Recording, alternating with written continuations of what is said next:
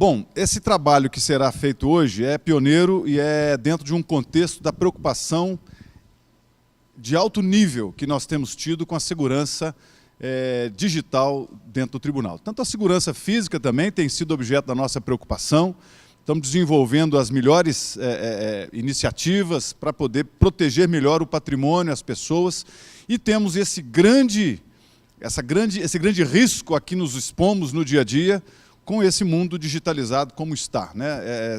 Seria negligência da nossa parte se não tivéssemos essa iniciativa. E a STI, por meio da Raquel, demonstrando justamente esse compromisso que nós precisamos ter com a segurança institucional, tomou a iniciativa de, juntamente com o Ellerson, que é especialista na matéria, nos trazer esse conhecimento. Essa não será a única. Eu tenho certeza que teremos que reeditar esse evento, até pela frequência que precisa ser maior. Todos somos responsáveis pela nossa segurança digital, no uso de equipamentos e no uso da rede. Temos que tomar cuidados ainda mais intensos do que aqueles que tomamos na nossa vida pessoal, porque da nossa vida pessoal nós haveremos de cuidar. Agora, se nós expomos a risco a administração e a instituição, temos que redobrar esse cuidado, porque não estaremos expondo apenas a nossa vida pessoal, e sim todo o interesse institucional que está por trás daquilo que nós queremos proteger. Então, eu tenho certeza que vai ser muito proveitosa essa palestra. Peço que todos, ao saírem, multipliquem não apenas o conhecimento recebido, mas também a necessidade de que todos recebam essa informação. Como usuários dependentes de TI que somos, e com a onipresença de TI na nossa vida pessoal e de trabalho, nós não podemos deixar de tomar certos cuidados que serão demonstrados aqui. Isso é muito sério e é muito preocupante. Precisamos ter mudança de comportamento, atitude e alinhamento com o que a casa determinar. Não é apenas uma norma que vai se impor e todo mundo tem que cumprir. Não adianta. As normas, elas alinham condutas, mas se nós não aderirmos a ela e tivermos condição de passar desapercebido naquilo que fizermos, não fui eu não, e tivermos condição de pôr culpa em outro, a gente vai estar resolvendo o problema nosso, né? Não fui eu não, foi alguém aí. Então é uma questão que é como usar o celular no avião. Alguém já usou o celular enquanto o avião decolava? Pode falar, já usou, filmando assim, estou decolando, meu bem, chego já. Alguém já usou e tal. O avião caiu? Não, né? Se está aqui, já usou, não caiu. Eu já usei avião pequeno, particular, o piloto falou, não, pode usar, não tem problema não. Imagino que o problema seja todo mundo usando ao mesmo tempo e aquilo talvez interfira na comunicação com a torre. Imagino que seja isso. Então não é 1, 2, 3, 10 telefones que vão perturbar a comunicação com a torre. É todo mundo usando ao mesmo tempo. Qual é o princípio por trás? Se não podem todos, não pode ninguém. Assim será e deverá ser a atitude nossa com relação à segurança. Se ninguém pode, se eu não posso, ou se ninguém pode pôr um pendrive que trouxe de casa o trabalho do filho, sem considerar aí a questão de usar o tempo para trabalho do filho, mas o pai veio aí para mim, a mãe veio para mim, né? E eu trago um pendrive e espeto lá. Se isso expõe a risco, e se eu não posso fazer, mesmo que o meu pendrive, não, eu sou bom nisso, o meu pendrive não tem problema, eu tomo todos os cuidados e tal, mas eu não sei quem toma o cuidado. Então a regra, imagino que seja, proibido usar pendrive, trazer no bolso um pendrive e espetar lá. Ainda que a gente tenha os filtros e os antivírus necessários, haverá sempre o risco de que se traga uma contaminação para dentro da rede, e isso pode causar um prejuízo enorme, ou no mínimo, um problema administrativo a ser superado. A Raquel, de vez em quando, me dá notícia depois que superou o problema, ainda bem. Fala, deixei para te avisar depois que estava solucionado, porque passamos um aperto aí. E temos passado aperto, gente. O mundo está digitalizando, então os ataques, a violência e tudo mais, vêm por via digital. Entra dentro da vida da gente, do celular da gente. Quando começou o computador, a capacidade de um microchip desse tamanhozinho, de 128 GB, há 30 anos não cabia dentro desse... 30 não, mas uns 40 anos não cabia dentro desse auditório. O espaço que um microchip SD, aquele micro, é capaz, a armazenagem que ele é capaz de ter. Então, assim, está demais o risco. Não, em boa hora que vem essa palestra e essa iniciativa. Peço que todos se engajem nisso, com a seriedade que o tema requer. Transmitam, multipliquem. Aqui nós temos presença de muito pessoal de TI, tem de controle interno também, que é muito bem-vinda a presença, justamente para perceber o esforço da casa com relação à segurança da informação e à segurança como um todo, de modo que tenho certeza que será muito proveitosa a palestra e na próxima edição esse auditório vai estar mais cheio ainda, porque temos que nos preocupar com a questão digital. Afeta a nossa vida, afeta o nosso trabalho e a nossa instituição, tá bom? Então, boa palestra a todos, que a gente saia daqui com mais consciência de uso de equipamentos e de acesso à nossa rede, ainda que toda a segurança seja oferecida. A nossa atitude, eu tenho certeza que ela é metade do esforço que precisa ser feito para combater ataques e desvios de finalidade da nossa rede. Tá bom? Então, parabéns, Raquel, pela iniciativa, e o Ellerson e toda a STI, que nos protege, que nos dá a condição de usar os equipamentos, usar a rede, usar o conforto que a TI oferece, mas que requer de nós atitude, compromisso, seriedade e parceria com a TI, porque ninguém resolve problema nenhum sozinho. Tá bom? Então, muito bem. Obrigada.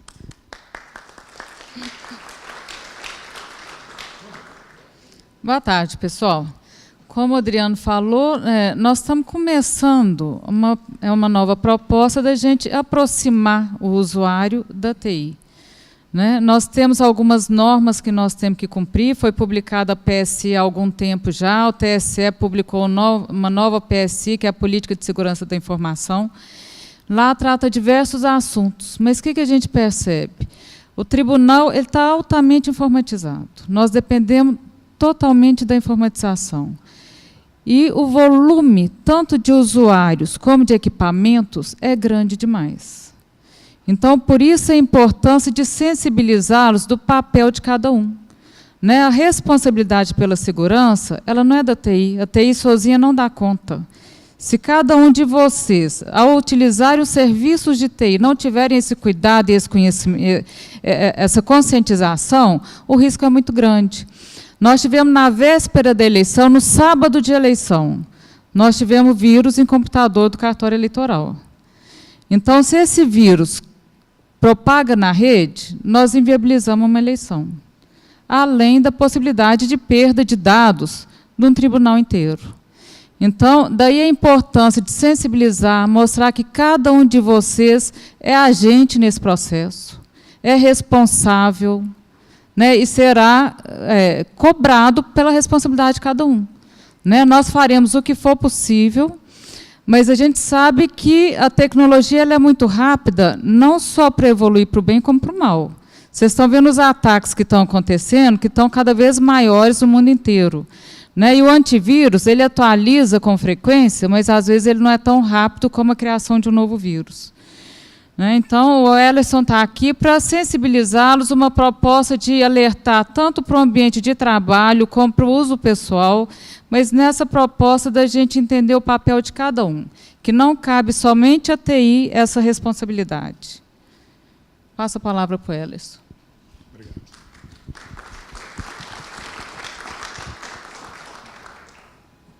Bom, pessoal, boa tarde a todos.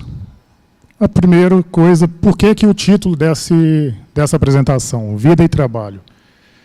Hoje em dia, a gente não consegue mais distinguir os papéis que exercemos durante o dia, a cada momento. Né? Nós vamos ver durante a apresentação alguns desses papéis, como nos comportamos, e hoje, tudo que aprendemos, tudo que a gente conseguir trocar de informação aqui, vocês vão poder utilizar no trabalho, na vida, repassar isso para a sua família, para os conhecidos. Tá? Durante a apresentação, se tiverem dúvidas, podem parar, podem perguntar. Ao final também teremos um momento para esclarecimento de dúvidas. Ok? Então vamos lá. Qual que é o contexto? Né? A primeira coisa é o número de ataques que tem acontecido no mundo. Tá? Não é uma coisa mais localizada. Hoje, antigamente, até hoje, as guerras se concentram entre um país e outro, ou guerras internas daquele país. A guerra cibernética hoje, uma guerra totalmente eletrônica, ela não tem mais fronteiras. Né? A internet ela não tem fronteira. Poucos países conseguem regular a internet para que seus habitantes não vejam o que o mundo está publicando. Né? Um dos exemplos clássicos é a China. Ela tem um controle muito rígido do que a população visualiza a respeito do mundo. Mas o restante do globo, todos acontecem, todos veem, tudo é muito rápido. Então, o que a gente vai tratar aqui? Alguns desses tipos de ataques. Um outro tópico é a questão de requisitos legais. Existe uma infinidade de normativos hoje dos diversos órgãos, seja do Ministério do Planejamento, seja do Gabinete de Segurança Institucional da Presidência da República, do CNJ, do TSE e próprios nossos do TRE. Então, eu não vou discorrer sobre a parte política, a parte técnica deles, mas vou tentar trazer para vocês um pouco do resumo, né, para que vocês saibam onde começar a buscar informações e possam, no dia a dia, nos ajudar. E, por último, o cenário político e o papel da justiça eleitoral. Desde as eleições nos Estados Unidos, ano passado, o mundo tem percebido que outras nações têm tentado, de alguma forma, influenciar nas eleições de outros países. Houve isso na eleição americana, houve essa tentativa nas eleições na França neste ano. A Alemanha tomou as providências necessárias para que não acontecesse. Tá? Então, o Brasil hoje, a justiça eleitoral, eu costumo dizer que ainda estamos em bons lençóis, mas a gente tem cada vez aumentar o que nós fazemos de melhor, porque estamos sendo cada vez mais visados. Bom, qual que é a motivação? No fundo, são dois tópicos simples, né? A nossa sobrevivência como seres humanos e a nossa sobrevivência corporativa. Por isso que são as duas teses que nós vamos trabalhar, vida e trabalho. Tá? O que a gente faz aqui nos afeta como seres humanos, nos afeta como funcionário público, nos afeta como pais, nos afeta como cidadãos. Tá?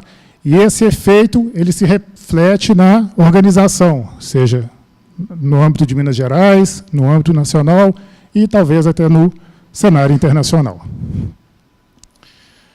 Bom, a campanha foi criada com esse logo, tá? Houve algumas trocas de informações com o pessoal da SDCAM. Vamos usar um cadeado, não vamos usar um cadeado.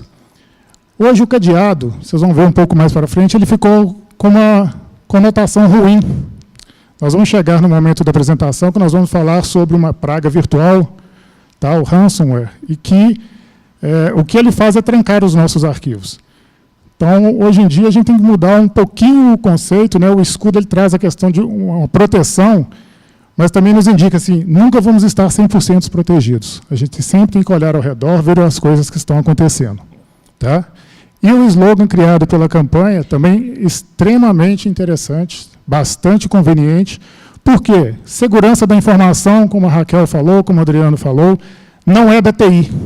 Hoje, segurança da informação cabe a todos nós. No momento em que acessamos o nosso e-mail, no momento em que vamos navegar na internet, no momento que utilizamos os recursos que o tribunal coloca à nossa disposição. No mesmo contexto, em vossos lares, vossos filhos navegando na internet, utilizando redes sociais. Então, todo instante nós temos que estar preocupados. Então, é nossa responsabilidade, sim, tá? Por quê? Trabalhando para a nossa proteção. Algumas visões sobre o conceito de segurança, né? Se a gente fala só segurança, vem à mente vários itens que podemos discorrer sobre eles. Desde os antepassados, o ser humano procurava proteção, né, a segurança de uma caverna contra as intempéries, contra animais, grandes muralhas, um cofre. Eu sou do período que minha mãe e meu pai me falavam para mim, não aceite balinha na rua. E eu tive... Com esse conhecimento, uma vez, eu tive que dispensar uma pessoa. Se eu não tivesse o conhecimento à época, poderia ter acontecido algo desagradável. Segurança física, né? O ser humano protegendo outros seres humanos. Hoje, no tribunal, nós temos a equipe do NSI, né? Faz todo esse controle, controla a portaria, controla a entrada e saída de veículos, né? Ou seja, é a segurança dentro do tribunal, cada um na sua área, cooperando para que a segurança no conjunto fique cada vez melhor. Hoje, isso é uma realidade, né? Hoje a gente pensa em cercas elétricas, câmeras do lado de fora do prédio, da casa, dentro. Nós nos aprisionamos hoje, né? Eu brincava na rua quando menino. Hoje, a maioria das crianças que eu conheço não fazem isso mais, né? Os pais têm o receio de que algo desagradável vá acontecer. Segurança também, né? Desde a minha juventude começou a se falar sobre esse tipo de proteção, algumas doenças que ainda não têm cura. E o que a gente precisa é fazer essa busca desse equilíbrio. Porque, para falar a verdade, segurança é chato, tá? Segurança, em geral, ela vai te fazer o seu trabalho talvez demorar um pouco mais. Você vai dizer, pô, mas eu estou fazendo uma coisa que é chata e tal, mas não tem como escaparmos disso. Então, ouvindo vocês, tá, nós sempre vamos tentar buscar o equilíbrio. Implantarmos o melhor nível de segurança sem afetarmos o trabalho de vocês de forma que seja percebida, vamos dizer assim.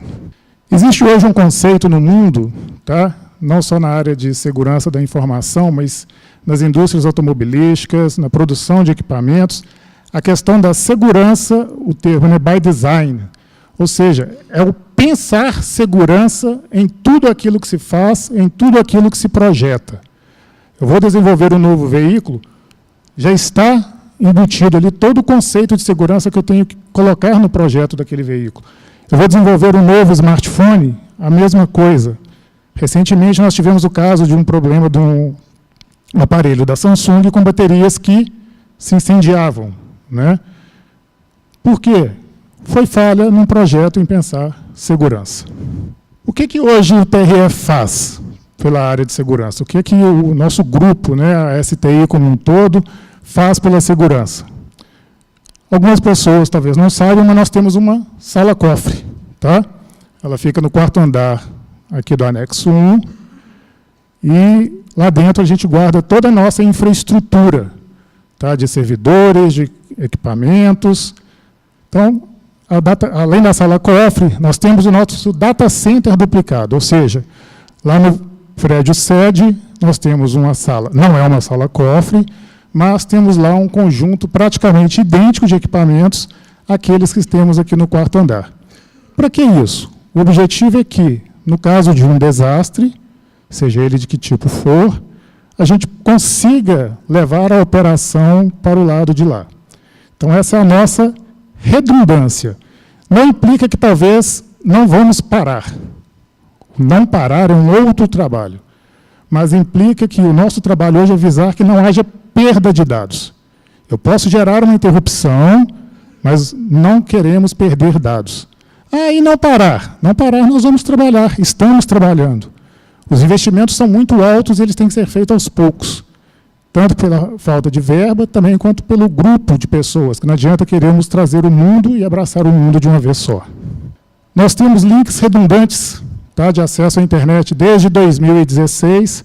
A saída para a internet nós tiramos do TSE e estamos saindo para a internet por conta própria.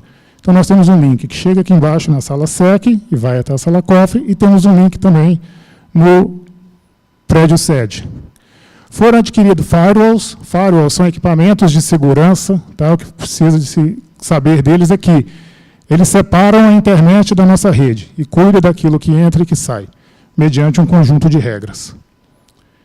E antivírus, que todos já devem saber, temos nas estações de trabalho, também é um investimento em segurança. Alguns normativos. Nós temos a política de segurança da informação do TRE, tá? A do TSE foi renovada no final do ano passado. Nós estamos no processo de renovação da nossa política também. Existe a portaria DG de 2013 que estabelece o Comitê de Segurança da Informação.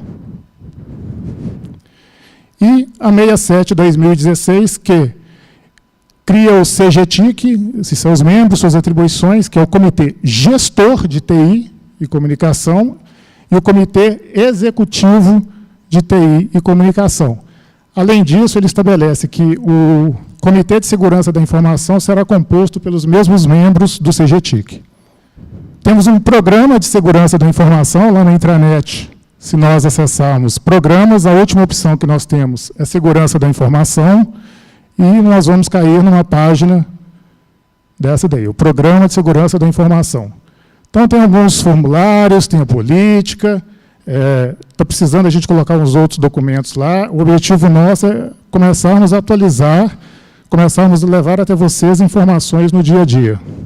Temos os comunicados da STI.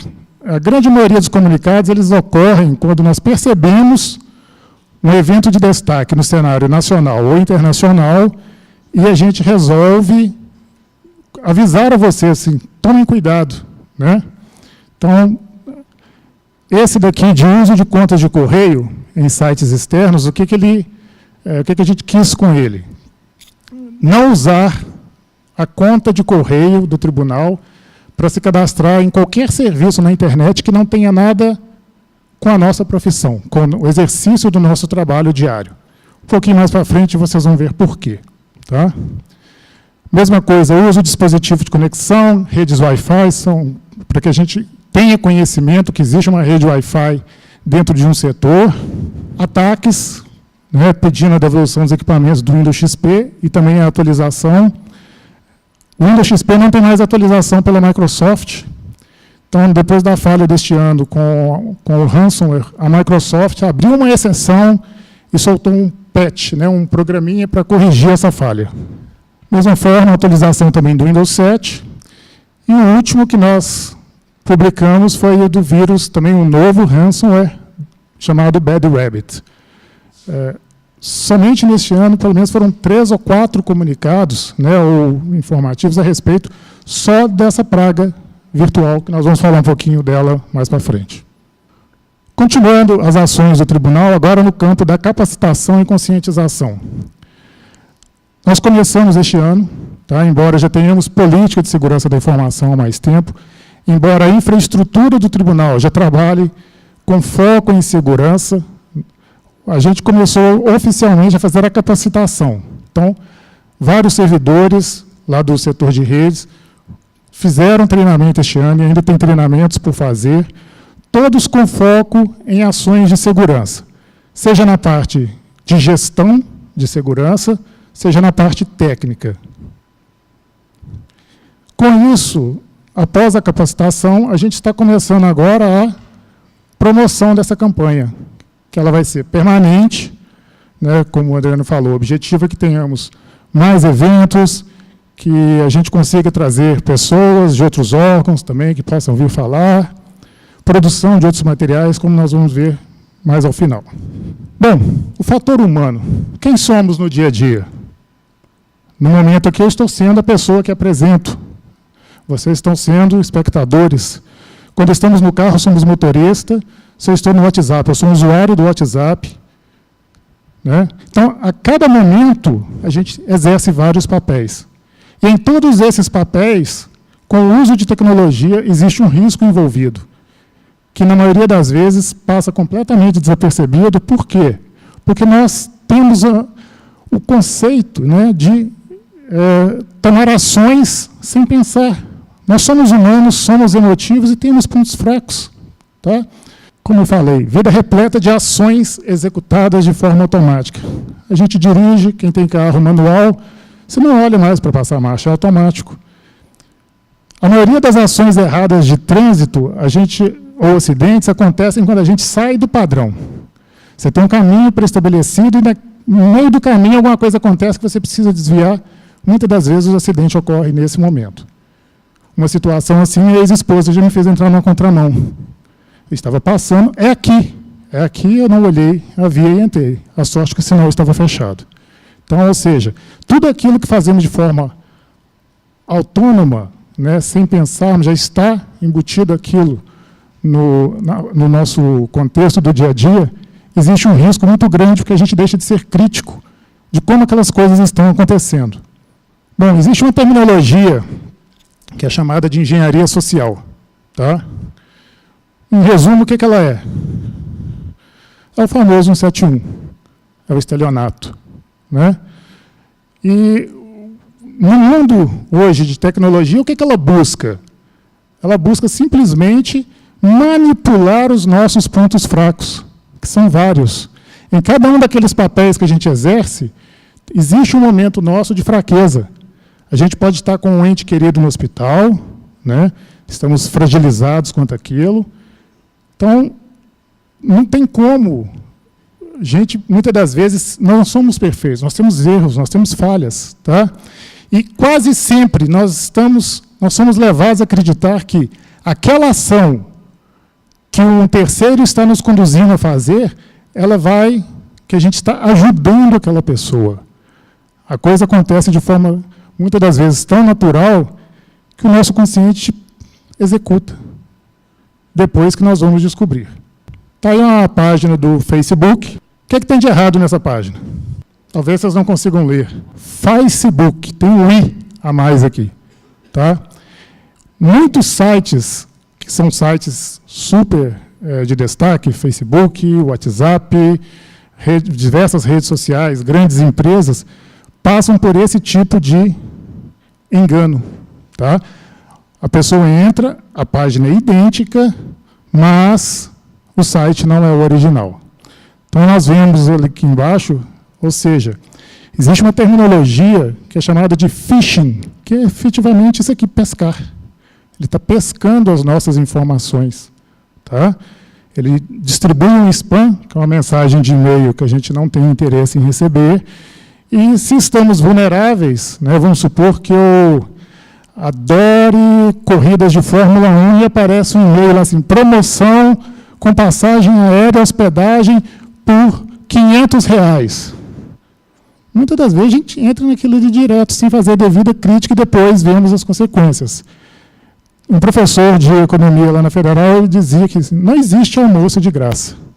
Sempre que temos essas ofertas, que a gente pode dizer assim, são aquelas ofertas imperdíveis, faça uma autocrítica. Assim, isso é verdade? Pesquise aquilo, dê uma olhada. Né?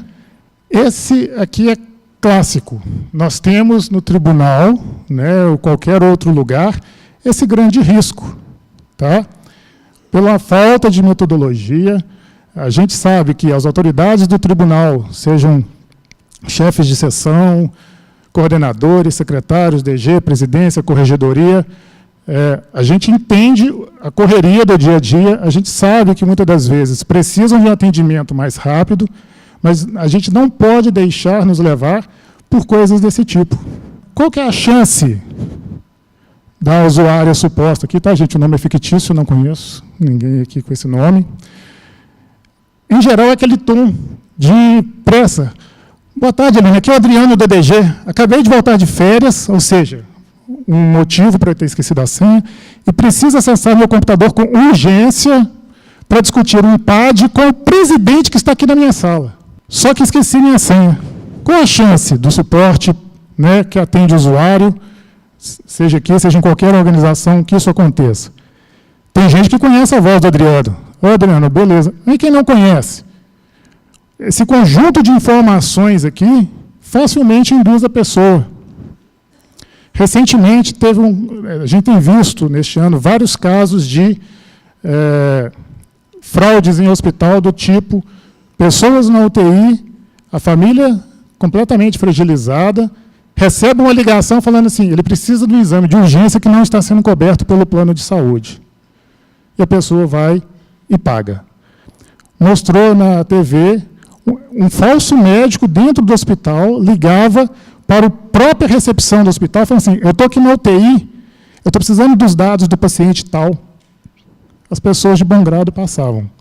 Houve um caso de uma moça que ela falou, não, eu não posso te passar essas informações. Então, esse tem que ser o nosso comportamento. A gente tem que observar, tem que fazer a cada momento esse tipo de crítica, para a gente não ser levado a erro. Essa primeira parte, eu estou falando algumas terminologias, porque elas são importantes. Tá? Eu vou evitar ao máximo termos da área de TI, mas alguns não tem como nós não comentarmos. Tá? E um deles é a parte de criptografia, que nada mais é do que você pegar um texto legível e transformá-lo em algo que outras pessoas não consigam ler, por vários métodos existentes. Tá? Isso aqui era chamado de bastão de Licurgo, ou cítala. Tá? Os gregos antigos, especialmente os espartanos, também utilizavam essa metodologia de criptografia. O que ela faz? Ela troca a posição das letras. São duas varas de um comprimento, da mesma espessura e com esses dentes. Então, quando você enrola ali, a posição correta do texto está aqui. Tá? É um método dos mais simples, dos mais primitivos de criptografia. Continuando, para que a gente usa a criptografia? O caso mais comum é no dia a dia, nos sites que tem HTTPS. Eu coloquei aqui uns seguros em destaque. Por quê? Simplesmente pelo site estar usando esse protocolo HTTPS, não necessariamente eu estou num site confiável. Tá? Eu posso estar num site de um hacker, de uma pessoa do mal, e esse site tem lá um certificado. Então, para que serve isso? Para que serve esse S aí? Quando a gente sabe que o site que nós estamos é um site oficial, que a gente conhece aquele site, ele garante que a nossa comunicação entre o nosso computador, entre o nosso smartphone, até o servidor daquela empresa, todo aquele canal vai ser criptografado, que a gente acabou de ver, ou seja, o conteúdo vai ser embaralhado, para que ninguém pegue esse conteúdo no meio do caminho. Certificados digitais. Com o advento agora do PJE, a casa já tinha vários servidores, já possuíam um certificado digital. Com o PJE agora, o número tem aumentado bastante. E o que o certificado digital serve? Nós vamos ver já com a parte da assinatura. Armazenamento de dados, eu tenho um conjunto de informações que eu quero que ninguém tenha acesso, consiga lê-la mesmo se eu perdê-la. Num pendrive, por exemplo, num disco externo, eu deixo criptografado que se eu perder ou se eu for roubado, a pessoa, mesmo estando de posse do bem, não consegue ler a informação que ali está. E nas transações eletrônicas, tá? Entre bancos, entre instituições, hoje tudo usa a criptografia. Senhas. Senhas. Quantas senhas vocês sabem de cor? Provavelmente, quanto maior o número, menos complexas elas são. Porque a nossa mente não é boa para guardar senhas. Tá? E o que elas são? Senhas nada mais são chaves de acesso. Assim como temos a chave do nosso veículo, temos a chave da nossa residência, né? A chave tem uma codificação, tem um desenho, e a fechadura tem a codificação correspondente. Tá? Os dois se encaixam perfeitamente e a gente consegue abrir o veículo, dar partida no veículo, acessar nossa residência. Senhas não devem ser compartilhadas. Né? Isso não se faz. Eu sei que tem pessoas que têm esse costume, mas tentem rever esse costume. Vocês podem, num momento, trazer uma dor de cabeça enorme para vocês por causa de vocês compartilharem senhas. Fora com familiar, na questão do banco, vocês iam compartilhar a senha do banco com alguém? O cartão, a senha, né? Então, pensem, façam essa analogia. Devem ser únicas e diferentes para cada site e sistema. Gente, isso é extremamente importante. Hoje a gente faz compras online em diversas lojas na internet, faz cadastro em vários serviços que a gente tem interesse e usem uma senha para cada um desses locais. Por que isso? Porque se alguém descobre aquela senha de um dos sites que você se cadastrou, e ela é a mesma para todos os outros, pare e pensa a sua dor de cabeça. Né? Então, pensa com carinho, use senhas diferentes, que se aquela senha vazar, por um motivo ou por outro, só aquele serviço vai estar comprometido.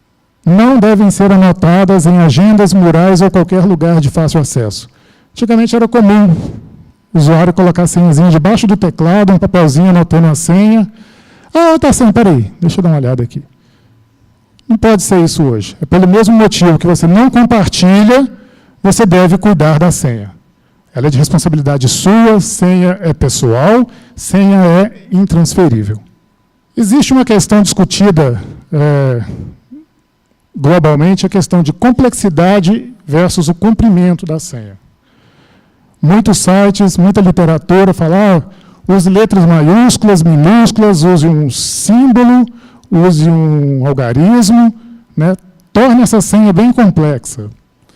Enquanto outros estudos mostram que A complexidade da senha, ela serve basicamente para isso aqui. Prevenir senhas fáceis de serem adivinhadas. Já ouvimos bastante a recomendação, né? Não use sua data de nascimento, nem do seu cachorrinho, nem de sua filha, nem do seu cônjuge. Primeiro, o escopo de achar aquela senha é muito pequeno, são 6 dígitos, ou 8 dígitos, dependendo de como você vai escrever a data. Então, uma das literaturas que eu encontrei, e ele mostra matematicamente, ele demonstra que o comprimento da senha é mais importante que a sua complexidade. Ele chega a dizer que uma senha somente numérica, de 16 números, 16 algarismos, equivale a uma senha complexa de 8 algarismos. Hoje existem 2 conceitos de como que a senha pode ser quebrada. Uma é a senha ser adivinhada por nós, seres humanos, e a outra é essa senha ser quebrada por mecanismos computacionais. O mecanismo computacional hoje existe de sobra. O número de senhas de máquinas preparadas para fazer isso, que quebra-se por segundo, é um número assustador. Então, pensem nisso, tá? De como vocês constroem as senhas de vocês. Recomendações. Uma boa senha não deve ser fácil de adivinhar. Como eu falei, datas de nascimento, evitem, né? Uma outra discussão que o pessoal tem apresentado é usar frases como senhas.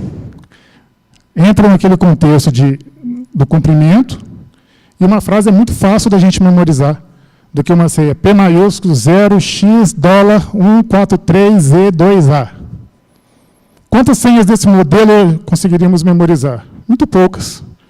Então, use uma frase que faça sentido para você. Gerenciadores de senhas. Hoje, pelo menos na área de TI, a quantidade de acessos que se tem, não há como fugir de um gerenciador de senhas. Então, a gente passa a criar senhas enormes, complexas, longas, mas fica guardado aqui. Tá? Olhe lá na Play Store ou na Apple Store, dependendo do dispositivo que você usa. Existem bons aplicativos. Dá uma olhada no comentário dos usuários, dá uma olhada na descrição, se a empresa, se tem um nome que traz seriedade, país, evitem programas da China, tá? Hong Kong. Tá? Existem muitos aplicativos bons.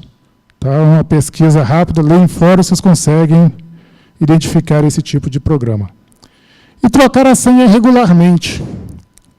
Quanto tempo que é esse regular? Você vai estabelecer, mas não deixe de fazê-lo. Ah, eu tenho que trocar a senha de 3 em 3 meses? Não necessariamente. Troca de 6 em 6, troca de ano em ano, vamos dizer, mas sempre troque por uma senha que seja efetivamente diferente. Não é você trocar uma senha que era 1, 2, 3, 4 para 1, 2, 3, 5. Isso não é troca de senha. Tá? Então, crie o seu período e faça essa troca. Seja suas contas aqui do tribunal, seja nos sites externos. Quanto mais um site tiver informação pessoal sobre a sua vida, mais se preocupe com essa chave que você está criando, que dá acesso a essas informações. Bom, a parte de autenticação. O que é autenticar? Autenticar é simplesmente dizer quem você é. Então, a Raquel chega aqui para mim, eu sei que ela é a Raquel. Mas se ela conversa comigo ao telefone, não necessariamente eu vou ter essa certeza. Ou se eu recebo um e-mail da Raquel, de um endereço que eu nunca vi, mas com o nome dela, não necessariamente é dela. Então, autenticar é a gente ter alguma forma de garantia de dizermos para um terceiro ou para um sistema quem nós somos. 3 formas são as que a literatura apresenta para a gente. A primeira é o que você sabe, né? Um fator, o que você sabe, em geral é a senha. Bom, para desbloquear a tela do meu celular, a senha é 1, 2, 3, 4. Então você sabe essa senha. É algo que você memoriza, você pode guardar essa informação no gerenciador de senhas, por exemplo. Tá? Um outro fator é o que você tem. Hoje, usuários de banco online, internet banking, muitos já estão fazendo uso disso daqui. Você acessa o seu internet banking, usa a sua senha. É o primeiro fator. Na hora que você faz uma transação que envolva retirada de dinheiro, seja uma transferência, seja um pagamento, muitos bancos já te mandam um SMS para algo que você tem. Então, você tem que receber aquele código. Então, não adianta eu saber a sua senha e eu não tenho o seu celular. Então, e o que você é? O que você é o que a Justiça Eleitoral hoje está trabalhando, que é o reconhecimento biométrico. Biometria pode ser de diversas formas, seja pela digital, pela íris, pelo rosto, pela mão, pelas veias do braço. Todas são coisas que nós somos. Então, tem sistema que utiliza as três. Quando eu acesso o computador na rede, Ctrl Alt Delete, usuário, minha senha, eu estou me autenticando. Quando eu chego na portaria de um prédio, o porteiro me fala assim, me empresta a sua identidade. Ele pega o meu documento, dá uma olhada na foto, tudo bem que a foto que está lá é velha, mas a maioria das vezes ele vai deixar a gente passar. Mas não deixa de ser a autenticação. Quando nós vamos sacar, eu tenho que informar a conta, tenho que informar a senha.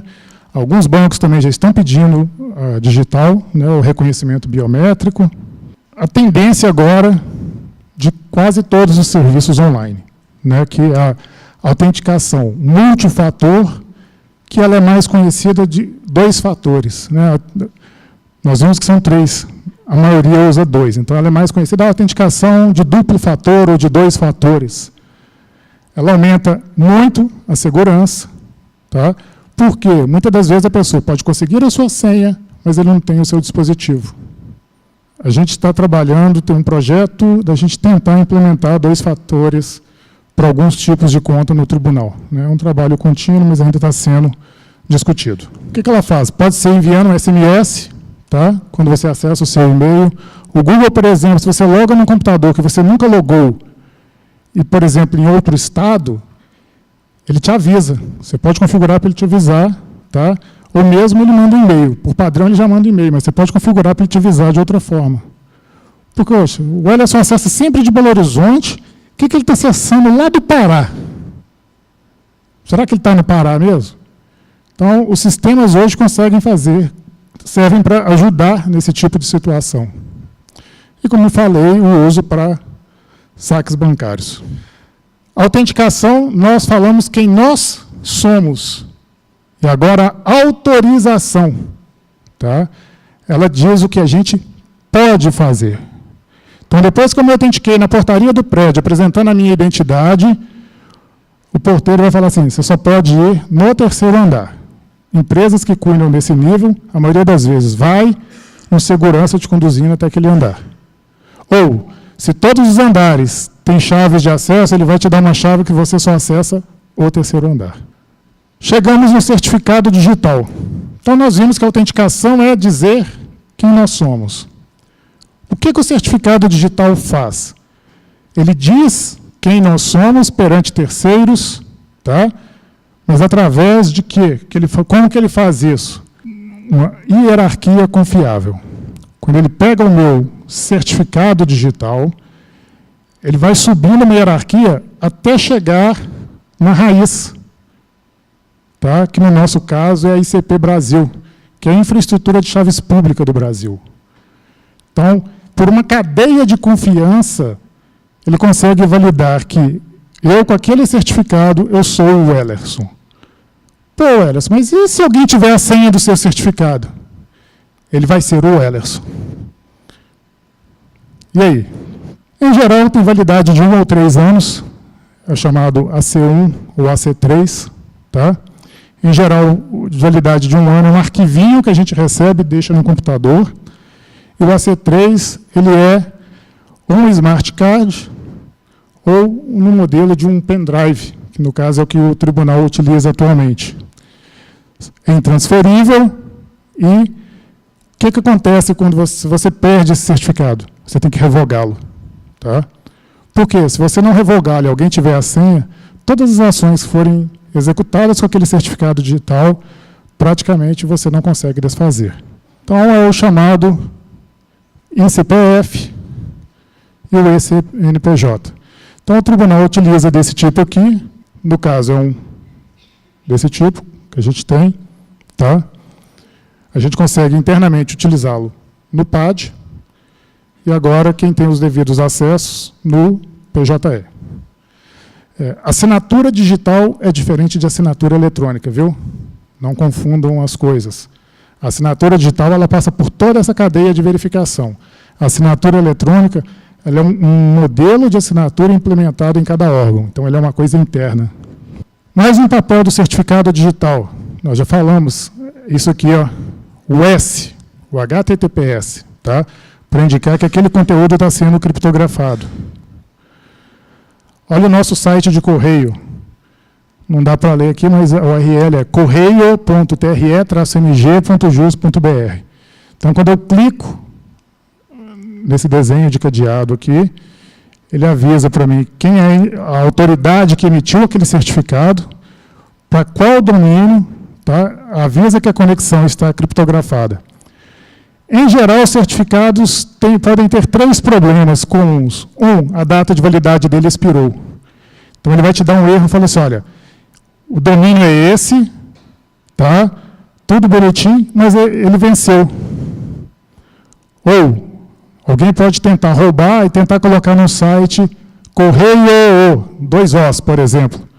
Ele vai te alertar, assim, olha, o site que está rodando esse certificado não é o mesmo para o qual eu assinei reconhecendo. Então, sempre observem isso.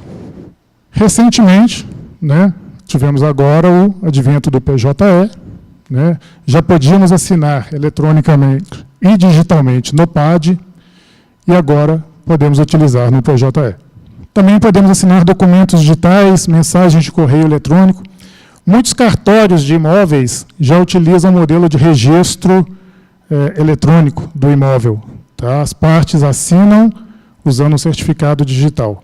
Então, a tendência a cada dia é que a gente saia mais do papel, vá para o meio eletrônico. E para o meio eletrônico, o melhor modelo de segurança que nós temos hoje são as assinaturas digitais. As premissas da sua assinatura digital. A irretratabilidade. Você não tem como falar assim, não foi eu não. Por isso que eu falei, não perca a sua senha. Eu falei que se eu perder meu certificado e a pessoa souber a senha, ele vai ser o Ellerson. E legalmente isso dá um trabalho enorme. Se for em situação de coação ou qualquer outra, é extremamente complicado de conseguir se reverter. A mesma questão a irrevogabilidade. Eu vou desfazer. Não. Se assinou, você assinou. Se você quer modificar aquilo, você tem que fazer um outro termo em que as partes concordem e seja um novo documento assinado. Assim como são feitos com os documentos oficiais. Publica-se, por exemplo, uma portaria e se ela revoga alguma outra no final. Está revogada a portaria, número tal. Então, ou seja, um novo acordo. E também garante a integridade dos dados. A integridade é, se eu escrever o texto abobrinha, ele vai aparecer abobrinha. E não abobrinhas, abobrinhão. Uma outra definição que a gente traz hoje que é necessária, é mais um termo, mas também ele é necessário, é o conceito de malware. Tá? Tudo que vocês já ouviram falar, vírus, Trojan, spyware, todos esses termos nós vamos tratar como malware. Tá?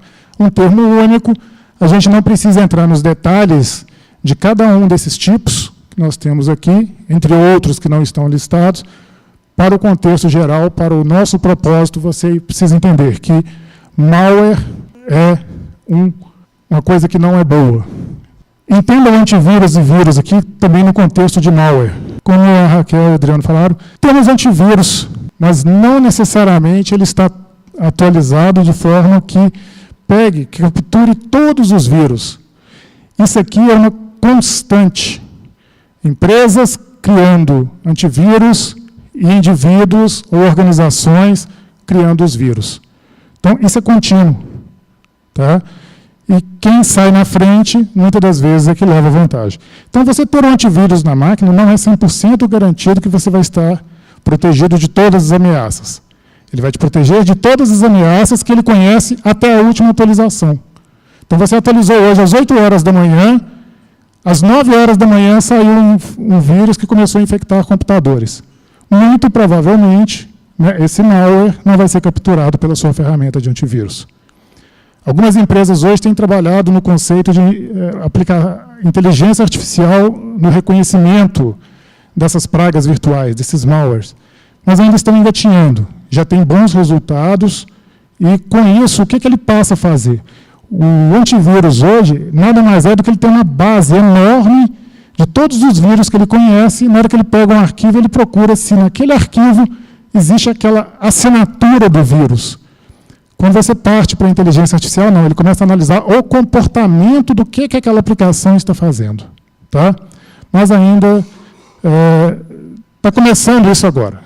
Bom, as formas de transmissão, correio é a principal delas, mídias, né, os antigos disquetes, CDs, DVDs, HDs externos, pendrives, e também sites, que muitas das vezes, quando você chega a cair num site desse tipo, em geral você não está fazendo boa coisa.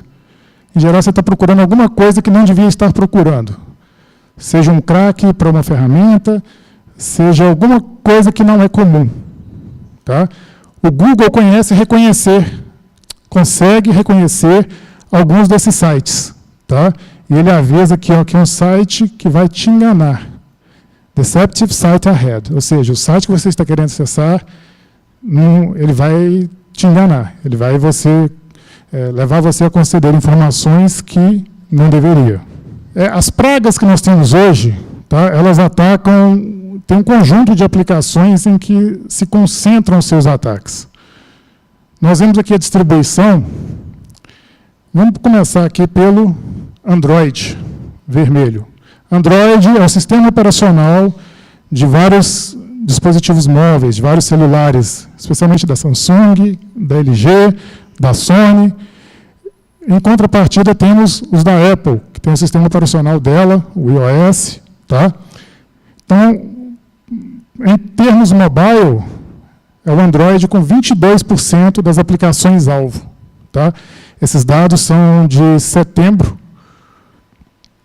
E o restante aqui é onde nós corremos o risco no nosso desktop.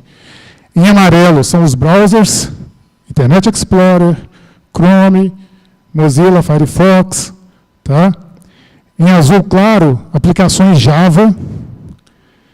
Em roxo, aplicações do Office, Excel, Word, PowerPoint, Outlook, né, a aplicação Outlook em si. Aquela pequena camadinha roxa lá são arquivos PDF. Recentemente a gente publicou um comunicado que de uma atualização falsa do Adobe, tá? Que tinha o objetivo, Adobe é quem cuida hoje dos arquivos PDF. E em verde lá também mais uma aplicação da Adobe, que é o Adobe Flash. O Flash está caindo em desuso, tá? Muitas aplicações no Android praticamente você não roda Flash, e tem evoluído para o uso do HTML5. Novas aplicações já estão sendo desenvolvidas em HTML5. Mas esse número ainda é considerável porque muitos jogos, principalmente de redes sociais, são desenvolvidos em Flash. Então, as empresas já têm uma grande visualização e ainda não tiveram o trabalho de fazer a conversão. Bom, dentre os diversos malwares que nós temos, nós vamos discutir aqui um pouquinho sobre essa classe de malware, que é o ransomware. O que ele faz? Tá? O ransomware, ele criptografa os arquivos do seu computador. Que arquivos? Vai depender de qual versão do ransomware. As primeiras versões criptografavam arquivos doc, do Word, XLS, do Excel, fotos, e te mostravam a imagem pedindo para você pagar um resgate. Outras versões, ou seja, qual que é o intuito aí? Fica muito caracterizado o intuito financeiro. Entretanto, as versões mais recentes, elas já vieram mais com um caráter destrutivo. Além de criptografar todos os arquivos do computador, quando a gente liga o computador, existe uma área que sempre é procurada para efetivamente começar a ligar ao computador, que é chamada área de boot. E ele criptografa também essa área de boot. Ou seja, você não tem mais acesso ao computador. Você perdeu aquele computador, você vai ter que partir para uma instalação do zero. Enquanto as versões anteriores, você ligava o computador, mas não tinha acesso aos seus documentos. 325 milhões de dólares de prejuízo em 2015 e a previsão para 2017 de 5 bilhões de dólares de prejuízo mundial. Em 2017, os nomes mais comuns, existem mais de 100 variantes, tá? Variantes são versões do ransomware, tá? Mas, neste ano, as que ficaram no foco da mídia, o WannaCry, Patch Not Patch, o Lock e o Bad Web, que é um dos mais recentes. Ah, preciso saber esses nomes? Não. Lembra que é um ransomware e o que ele faz? Ele vai criptografar o seu computador. E você provavelmente vai perder tudo. Então, aqui tem um modelinho de como que ele trabalha. Em janeiro e fevereiro, nós tivemos uma infecção por ransomware. Ela afetou uma área.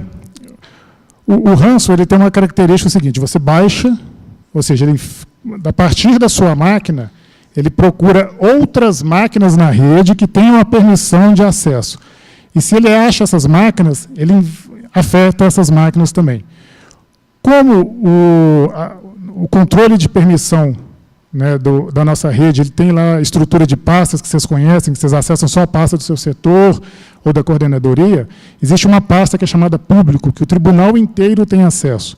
Então, essa praticamente foi a pasta afetada, nas 2 vezes que nós tivemos um caso interno. Tá? O antivírus que a gente tem, ele não capturava o ransomware, na época, como falei, estava atualizado, mas ele não capturava, e nós tivemos essa dor de cabeça.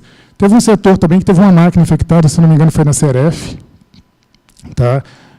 Tivemos que fazer essa substituição. Mas foi contido a tempo, né? A gente tomou medidas, talvez vocês lembrem que nós colocamos em acesso leitura ao servidor de arquivo, vocês não conseguiam gravar lá, né? Então, são ações, você fala assim, pô, mas a TI está atrapalhando o meu trabalho. Quando a gente chega a fazer algo desse tipo, pode ter certeza, porque tem alguma coisa que a gente está trabalhando para prevenir que ela aconteça ou que ela se espalhe. Gente, esses casos, como o Ellison colocou, é importante vocês saberem que sempre que a gente perceber, a equipe da rede está monitorando constantemente. E sempre que perceber que tem um vírus, que tem um risco, ela vai agir primeiro para depois avisar. Tá? Ela não vai tomar o cuidado de pedir autorização, perguntar se pode, não. Ela vai agir para evitar que o vírus propague. No segundo momento, a gente vai com calma, conversando e explicando a situação. Tá bom? Essa ação que a Raquel está dizendo, já o tribunal vai publicar um documento que designa a equipe de tratamento, a resposta a incidentes. Né?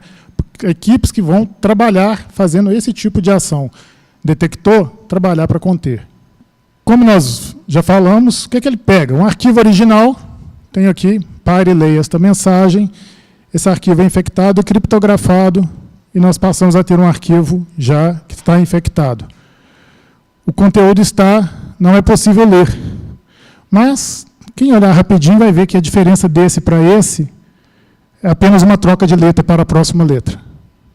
Simples, mas à primeira vista, não dá para saber nada. Então, a maioria das versões do ransom, ele também criptografa, além de criptografar o arquivo, ele troca a extensão. A extensão são os últimos 3 caracteres lá. Então, o arquivo era um arquivo doc, um arquivo do Word, e ele colocou uma extensão adicional MP3, que são arquivos de áudio. Todos fazem isso? Não, e a extensão também nunca é a mesma. Tá? Cada versão cria uma extensão diferente. Bom, criptografou, já era. Tá? Criptografou, já era. Quando é somente os documentos, em geral, isso aqui é uma das telas que aparecem, ele te avisa o que está acontecendo, te coloca sob pressão, o prazo que você tem para pagar, e um detalhe, não aceita transferência bancária, não. Ele aceita uma moeda virtual que é chamada de Bitcoin. Então, você ainda tem que ir para a internet, comprar para pagar. Devo pagar? Não. Não existe garantia que eles vão te dar a chave. Ainda mais nos casos mais recentes em que o alvo era destruição e não financeiro. Então, a recomendação de todos os especialistas, não pagar. Gente, essa tela que o Ellison mostrou, que ela é interessante, porque quando a gente pensa em um arquivo doc pessoal que a gente está trabalhando, é uma coisa pequena. Se a gente pensar nos dados da corporação, Né? Nós temos aqui o sistema do SRH, que tem folha de pagamento, que tem todos os dados de frequência, de tudo. O PJ agora, o PJ é o processo judicial eletrônico, o PAD, isso tudo é base corporativa. Se criptografar uma base dessa, é o tribunal inteiro. O prejuízo é muito grande. É muito grande. A gente não tem o que fazer. Né? Então, por isso a importância da gente pensar como instituição. Tá? Como instituição, o prejuízo para a instituição, que não é nem de valor financeiro, é todo um patrimônio, um conhecimento, toda a vida da instituição. Né? Daí a importância de cada um zelar pelo que faz, pelo que usa, como compartilha senhas. Nós sabemos de usuário, nós já tivemos demandas aqui de auditoria, porque o usuário dividia a senha, compartilhava a senha com o outro. E a gente consegue ver isso. Então, é importante saber que a equipe da rede, ela está, e a gente tem comprado equipamentos recentemente, que vão permitir o gerenciamento do que está sendo feito. Né? Com toda a ética, com todo o comprometimento que a profissão exige, mas que a gente está monitorando e acompanhando cada coisa. Porque o nosso volume, é o que eu falei com vocês no início, o nosso volume de equipamentos, o nosso volume de pessoas envolvidas e o nosso volume de dados é muito grande. Nós agora estamos trabalhando com estagiário no atendimento. Né? Então, são pessoas que vão além do servidor público. Nós temos que ter o controle. E é importante também a parceria de vocês de nos acionar sempre que perceber algo diferente. Tá? Porque as ameaças são cada vez maiores, mais rápidas, e o nosso prejuízo será cada vez maior. Tá? Daí a proposta dessa conscientização. Algumas estatísticas de 2017 a respeito do ransomware, tá? As variantes ou, né, as versões triplicaram. Mensagens de e-mail que conduzem, que levam alguma forma do ransomware, cresceram 6.000% em relação a 2016. 59% dos ataques de ransomware chegam por e-mail, tá? E 91% dos malwares, ou seja, o ransomware é um tipo de malware. Agora, somando todos os malwares, 91% deles chegam por e-mail. Então, assim, isso mostra o cuidado que devemos ter com a nossa caixa de correio, seja do tribunal, seja a sua caixa particular, no Gmail, no Hotmail, no Yahoo. Tá? Grandes vítimas, tivemos bancos na Rússia, na Ucrânia, usinas de energia sendo paralisadas, aeroportos. Aqui no Brasil, o Hospital do Câncer, em Barretos, foi afetado, teve vários de seus computadores criptografados, demoraram 5 dias para voltar a trabalhar, tiveram cerca de 3.000 consultas canceladas, né? O INSS e órgãos públicos de outros 14 estados. Eu trouxe aqui embaixo algumas empresas de renome, né? A Telefônica, na Espanha, foi bastante afetada. Merck, que é a indústria farmacêutica. A TNT é uma empresa de transporte, hoje nos Estados Unidos, a TNT e o FedEx são a mesma empresa. Tá? E essa empresa aqui, a Maersk, ela a cada 7 containers transportados no mundo, um é com ela. Ela teve problema em quase todos os portos no mundo, em grandes portos. Ela teve que operar manualmente. Imagina que aquele navio carregado de containers, você fazer a descarga daquele navio, fazendo controle de container manualmente, do conteúdo de container manualmente. As ações dela despencaram, né, os concorrentes cresceram no mercado, e 30 dias depois ela ainda estava sofrendo com as dificuldades de se reerguer. Única forma de nos recuperarmos de um ataque de ransomware: backup. Tem que ter backup. Na sua casa, faz no pendrive, faz na nuvem. Aqui a gente tem conduzido vocês cada vez mais a guardar os arquivos de vocês no servidor de arquivos. Tá? Informação corporativa deve ser armazenada no servidor de arquivos. Por quê?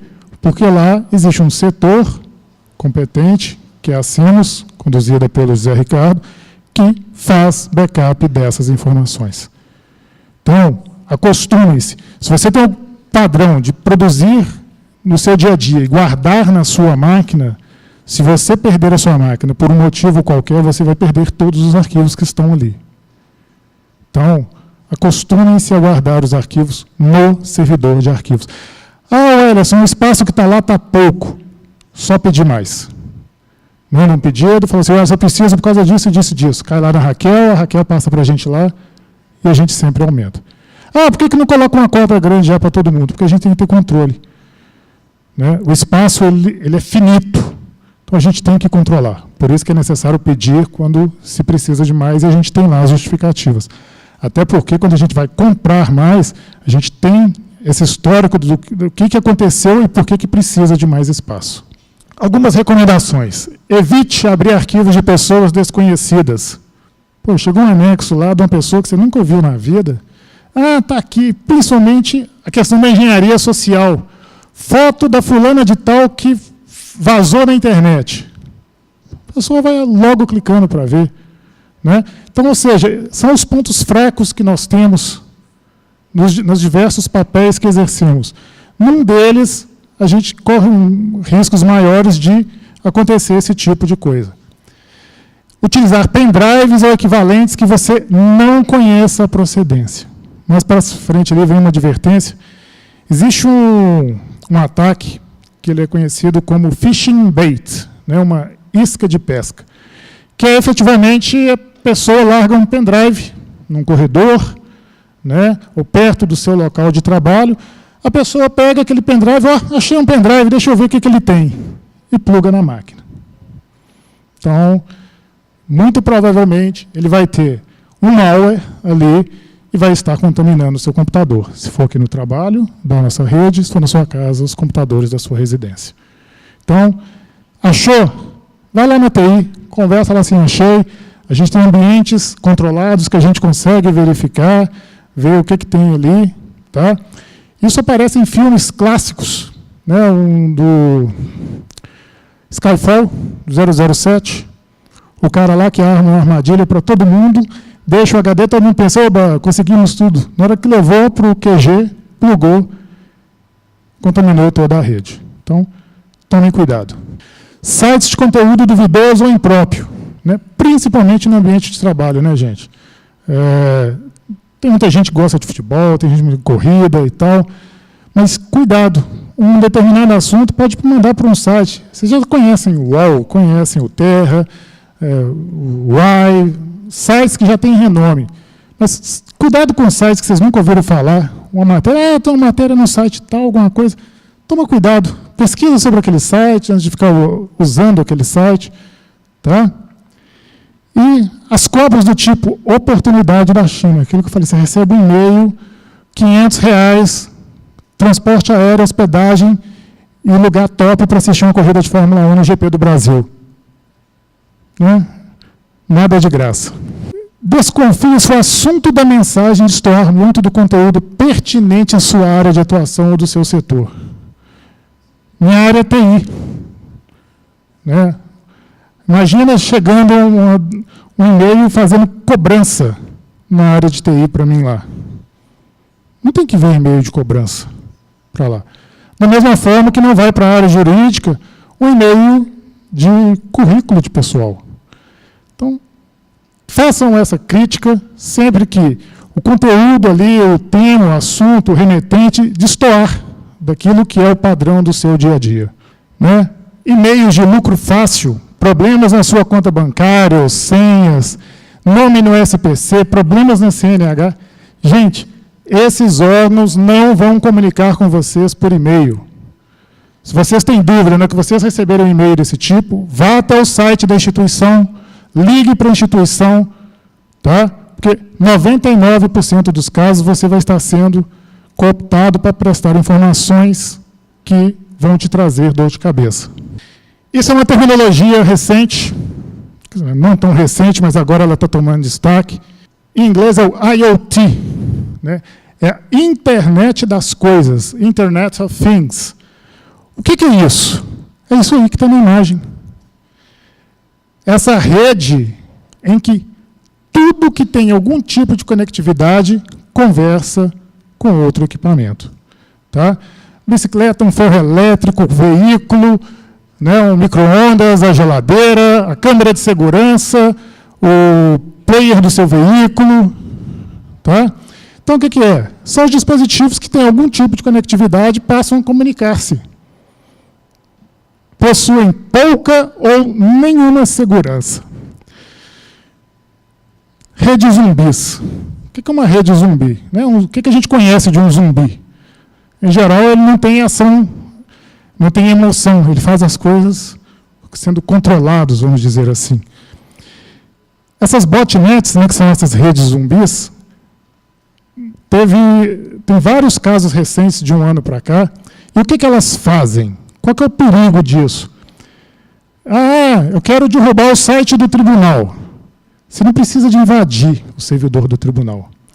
Você simplesmente começa a requisitar a página do tribunal ao ritmo de 10 mil acessos por segundo, 100 mil acessos por segundo.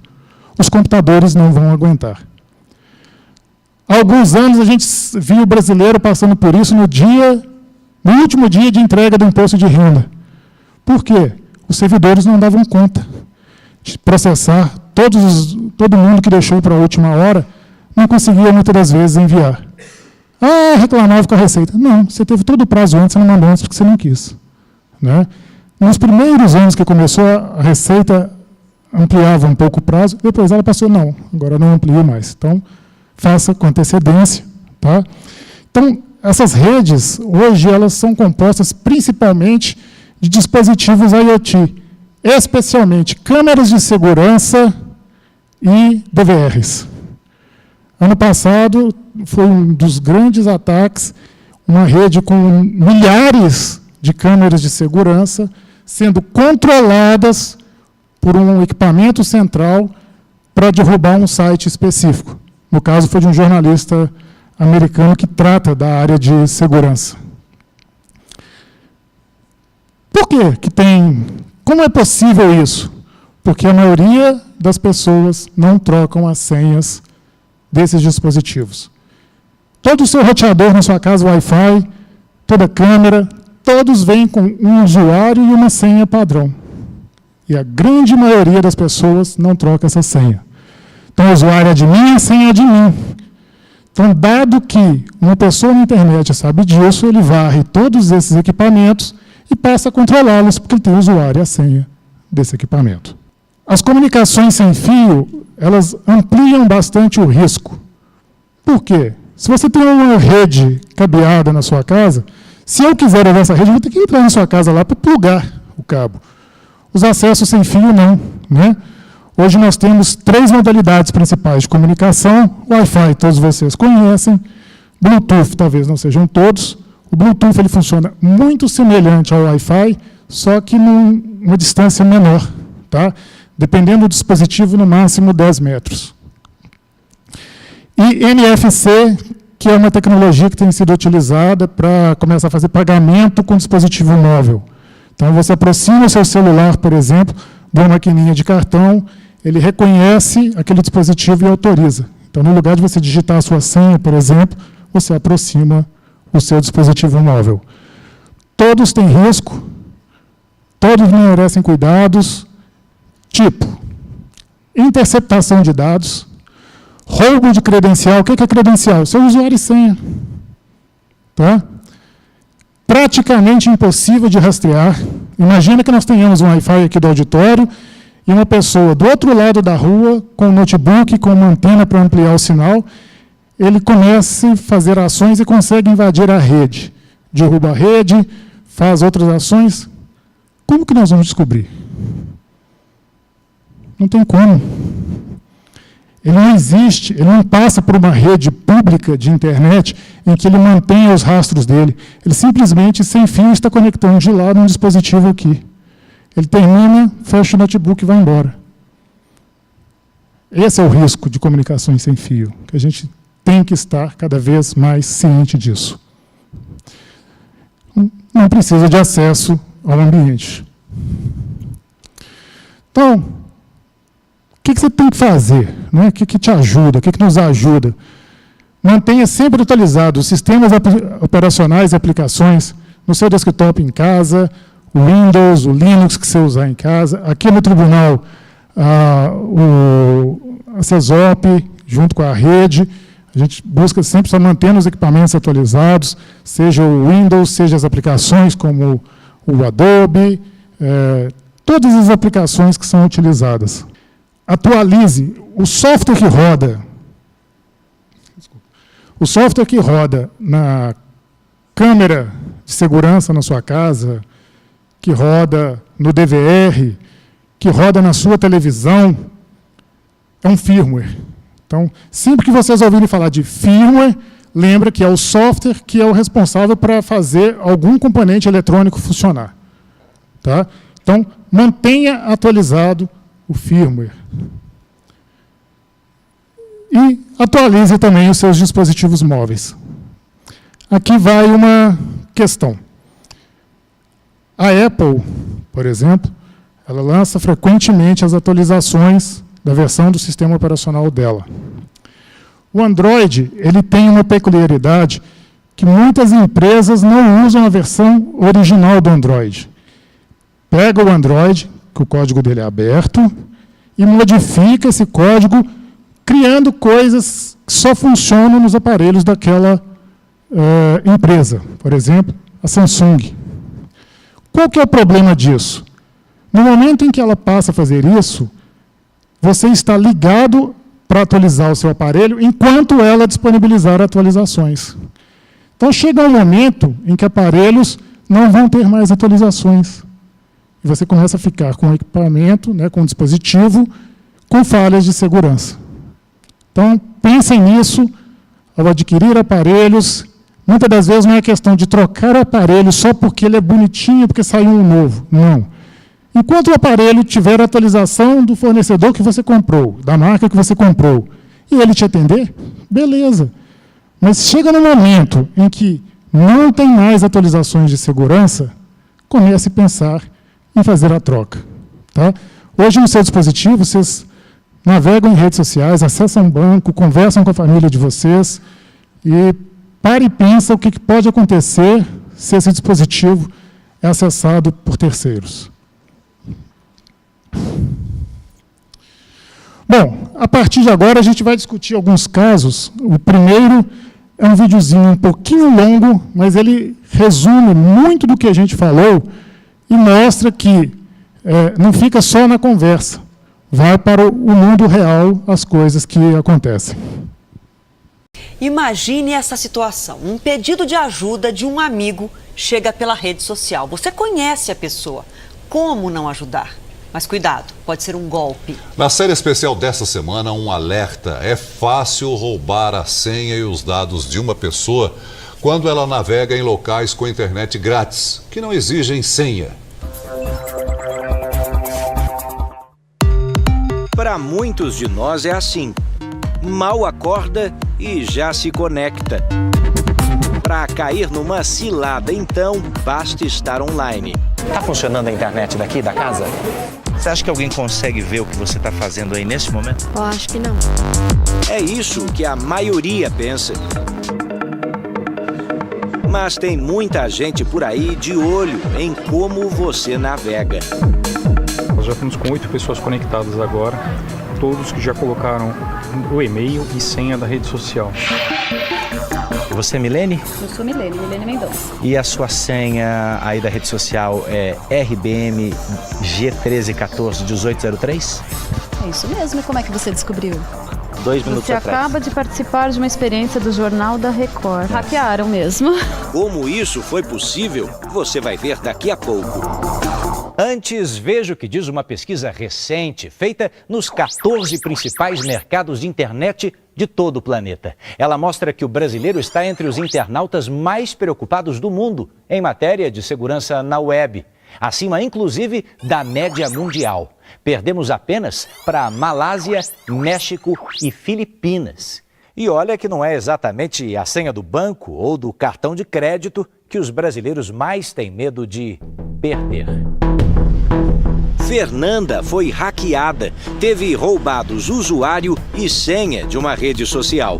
Foi um susto, não imaginava que pudesse acontecer isso. Em apenas 5 horas, ela e a amiga descobriram com quantos cliques se faz um golpe na internet. Estou em casa. Eu acabei de receber uma mensagem sua me dizendo que você tinha que pagar uma conta e eu acabei transferindo R$500 para sua conta. O telefonema, revivido aqui pelas duas, foi instantes depois do crime. Com a senha de Fernanda, o criminoso se passa por ela na internet e começa a disparar mensagens. Minha senha do banco bloqueou. Tô com uma conta atrasada. Você pode me transferir R$500? Eu devolvo amanhã. Tá bom, vou tentar, Fê. Me passa a conta e o banco que eu faço a transferência. A história da conta que está para vencer mobiliza a Cida, que trabalha no mesmo hospital de Fernanda e estava de folga. Eu acreditei, era minha funcionária, tá precisando. Com a primeira transferência efetuada, o criminoso ainda tenta uma segunda vez. Recebi. Você pode me mandar mais 300? Aí eu desconfiei. Eu tinha que ter consultado ela primeiro, só que ela falava, meu celular tá bloqueado. Então eu não tinha meios, né? Foi quando eu falei, não, peraí, eu só preciso saber se ela tá trabalhando, né? O nosso plantão é hoje, vou ligar pro hospital. Pronto. E foi aí que eu descobri. Já era tarde demais. Em mais meia hora, outras dezenas de amigos de Fernanda foram procurados pelo criminoso que se passava por ela. Bandido, né? Bandido da pior espécie. Inteligente também, né? Porque para poder fazer tudo isso... Todo mundo achando que você estava precisando de dinheiro. Estou precisando, na verdade, mas não desse jeito, né? Mas não desse jeito. Não dá. Ao saber que foi descoberto, o falsário ainda respondeu com um deboche. Espera sentada o dinheiro de volta, escreveu ele, aos risos. Você escuta as pessoas falando, deposita tanto que você vai receber tanto. Né? Nesse golpe eu não caio, mas não, era minha funcionária com a foto dela me pedindo dinheiro. Burrice? Não sei. Prefiro acreditar que eu fui uma pessoa boa. Golpes na internet só são tão comuns porque confiamos demais. Façamos um teste. Nessa padaria... Só uma coisa, vocês têm Wi-Fi aqui? E nesse restaurante. O perito criminal Adriano Valim já conseguiu entrar na rede Wi-Fi do estabelecimento. Já tem gente conectada? Temos 2 pessoas conectadas agora. Criamos uma nova rede. A gente está tentando não levantar muita atenção aqui, até porque a câmera está escondida, mas pela quantidade de telefones na mesa do lado, devemos ter um teste logo. Vamos ver se funciona. As mesas são servidas normalmente, até os cardápios por aqui são digitais. Com o programa certo de computador e a autorização dos donos, o perito derruba o sinal da internet e, no lugar, cria um outro com o mesmo nome do anterior. Para o cliente, impossível perceber. Não necessariamente o hacker ele precisa estar com um computador, ele pode estar fazendo isso a partir do celular dele e o dispositivo está dentro de uma mochila, está dentro de uma pasta e ninguém percebe. Para se conectar, o cliente precisa escolher uma rede social, preenchendo usuário e senha. É fazer isso para ser fisgado. Milene, ok, já tem o e-mail dela e a senha. Deixa eu me dar licença, eu vou abordar eles então. Oi, com licença, gente. Eu sou Eduardo do Jornal da Record, tudo bem? Tem alguém conectado à rede social aqui agora? Eu estou conectado. E se eu te dissesse que você é Milene? Eu sou Milene Mendonça. E a sua senha aí da rede social é RBM G13141803? É isso mesmo, e como é que você descobriu? Você acabou de participar de uma experiência do Jornal da Record para mostrar como nem sempre uma rede Wi-Fi é uma rede segura. Acho que não é nada segura, né? Milene me conta que não escreve nada no perfil dela na web há pelo menos 3 meses. De novo, o impacto. Essa é a sua página na rede social? 2 minutos Você atrás. acaba de participar de uma experiência do Jornal da Record. Hackearam mesmo. E podia ser bem mais que apenas uma quebra de privacidade. Tem ideia de onde veio esse ataque? Não tenho ideia. Aquele rapaz acima de qualquer suspeita. Que coisa, hein? o hacker ele vai ver quem são os amigos e vai fazer um golpe, um estelionato com essas pessoas, solicitando ajuda, pedindo dinheiro por alguma razão, e a pessoa desavisada, acreditando que é aquela amiga que ela conhece há tantos anos, vai fazer essa transferência, e o dinheiro vai para uma conta laranja de algum criminoso. Foi provavelmente assim que começaram o prejuízo e o pesadelo de Cida e Fernanda, na história que você conheceu há pouco. O teste agora é num local ainda mais movimentado. Padaria é outro lugar em que o cliente costuma, enquanto usa os serviços, navegar na internet. Portanto, a nossa experiência agora, para não levantar suspeita, é com uma câmera bem pequenininha, microfone escondido e o nosso hacker ali no meio, entre os clientes. Normalmente, com pressa, eles consomem e navegam, tudo ao mesmo tempo. Mais uma vez, a rede Wi-Fi foi clonada, com a autorização dos donos do estabelecimento e, mais tarde, dos clientes que estão prestes a ser hackeados. O nosso hacker que está do lado de lá vai passando informações para mim por texto e ele me diz que já são 7 pessoas nesse momento conectadas. É instantâneo. Começam a chegar os dados. É hora de confirmar quem fisgou a isca. Se eu te disser que a senha que você utilizou para fazer o login começa com 180, tá certo? Tá certo. Como é que você acha que eu sei essa senha? Não tenho a menor ideia. Mas tá certa? Tá certo. O senhor disse que o senhor colocou e-mail e senha, né? Por acaso é um desses? É isso mesmo. O que uma pessoa mal intencionada poderia fazer com o login e a senha do seu e-mail? Rapaz, poderia me prejudicar profissionalmente, pessoalmente. Desafio concluído, a internet volta ao normal nos dois lugares. Quem invadiu com sucesso a privacidade dos internautas pode também ajudá-los a não cair 2 vezes no mesmo golpe. Não use a rede Wi-Fi fora da sua residência ou fora do seu trabalho. Essa informação tão simples como uma senha de uma rede social pode gerar um prejuízo tão grande para ele. Bom, é assustador, né? Então, aquela sensação de segurança que a gente acha que tem, não, eu estou navegando, ninguém está vendo, não tem jeito. Tá? A recomendação mesmo, use somente redes Wi-Fi que você confia. Tá? O modelo de negócio da Apple é muito mais fechado. Quando uma empresa ou uma pessoa física resolve desenvolver uma aplicação e disponibilizá-la, a Apple ela tem muito mais cuidado do que a Google. Tá? A maioria das fraudes de aplicativos, hoje, elas acontecem ou numa loja de aplicativos não oficial ou na Play Store, que é a Store do Google. Então, o modelo de negócio da Apple faz com que, sim, o dispositivo com o iOS se torne um dispositivo mais seguro. Tá? Eu uso Android, mas por quê? Eu sei o que eu estou fazendo com o meu aparelho. Mas, principalmente crianças, né, quando você resolve deixar seu filho, sua filha, acessar uma rede social, o iOS ele traz essa segurança maior de que não vai estar instalando um aplicativo que vai executar uma ação diferente daquela para o qual ele foi projetado. Tá? Então, nesse contexto, sim, ele é mais seguro. Tá? Principalmente porque a Play Store, cada fabricante de aparelho modifica o Android e, ao modificar, você não consegue manter uma atualização frequente dos recursos. Tá? E o próprio modelo da Google também é muito mais fácil. Os controles da Google ela tem melhorado, mas ainda não são equivalentes aos da Apple. Mais um caso, tá? Pena que não vai ficar muito legível. Quando nós falamos um pouquinho, dentro de um dos comunicados que eu comentei aqui, era de não usar conta de correio para serviços externos que não tenham nada a ver com o tribunal. Tá? Nós recebemos este e-mail, tá? Ali em 9 de novembro do ano passado.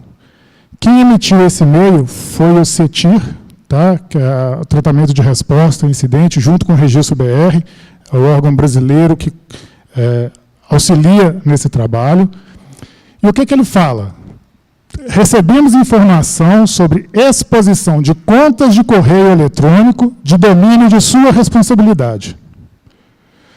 Os dados são de um dump ou leak de dados do site mobilesolutions.com e sua origem foi um usuário do Twitter. No 2.1, algumas notícias sobre esse vazamento de dados. Informamos ainda que a referida exposição não implica que foram vazados dados armazenados em ativos dessa organização. No 3, sugerimos a adoção das medidas cabíveis para o tratamento do possível comprometimento. No caso, foram 5 contas de correio do tribunal, no domínio trmg.jus.br. 5 servidores utilizaram algum serviço desse site, ou um terceiro informou o e-mail deles. Não necessariamente o servidor foi ao site, mas alguém pode também ter usado o e-mail de um servidor. Então, quando a gente pede, logo após esse comunicado, esse aviso do CETIR, foi que nós publicamos o comunicado. Porque se você usa o seu correio em diversos sites, na hora que vaza dados daquele site, vaza também a sua conta de correio. O que pode acontecer? Na época eu não consegui nem descobrir o que era esse site. Mas nós vamos ver um caso aqui que... Esse daqui, nós recebemos um SOS, tá? Tendo em vista o recebimento de um e-mail cujo anexo não foi possível abrir, e verificando a possibilidade de ter sido enviado para o servidor tal, que se encontra de licença para tratamento de saúde, solicito orientações para acesso ao conteúdo a fim de contactar a família do mesmo, a engenharia social. A preocupação que nos traz, eu estou com um colega, um servidor de licença, uma mensagem que eu entendo que é importante, quero ajudar a resolvê-lo. Tá? Então, ele abriu esse SOS, anexou o arquivo, já vimos que ele tem dupla extensão, um PDF e depois um zip. Zip é um arquivo compactado, né? E depois nós obtivemos acesso à mensagem de notificação de bloqueio, primeiro aviso, sara_sac@terra.com.br, para o e-mail de alguém do tribunal, assunto, Departamento de Trânsito, e aqui uma sequência de dígitos e letras. Notificação de bloqueio, primeiro aviso. Senhor tal, informamos que devido à sua falta de resposta, após os 30 dias da notificação de bloqueio administrativo, o Denatran, junto com o Detran, irá leiloar seu veículo no prazo de 5 dias a contar da data do recebimento desta notificação. Anexo dívida de seu veículo, atenciosamente, e o arquivo. Isso é um vírus. Tá? Então, enviaram lá na seção ele chegou a contaminar a máquina, tá? A pessoa também tentou, também no intuito de ajudar, tentou abrir e infectou a máquina. Então, aqui dentro a gente desligou o cabo de rede, tomou as devidas ações, mas no cartório poderia ter sido bem pior, né? Ou seja, a gente poderia ter que reconfigurar máquinas do cartório inteiro.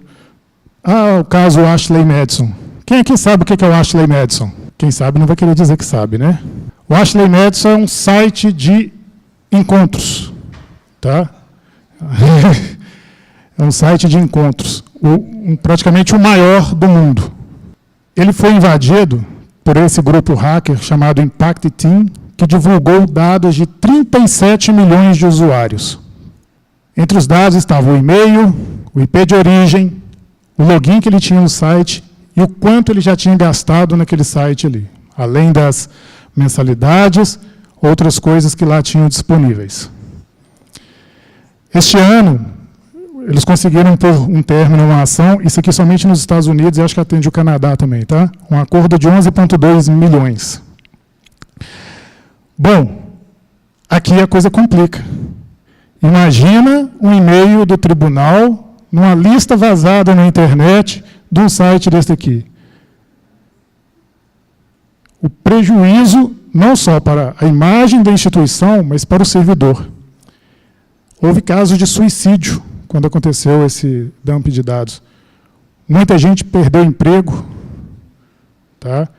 Por quê? Os sites são de encontros à escondida. Pessoas casadas marcando encontros.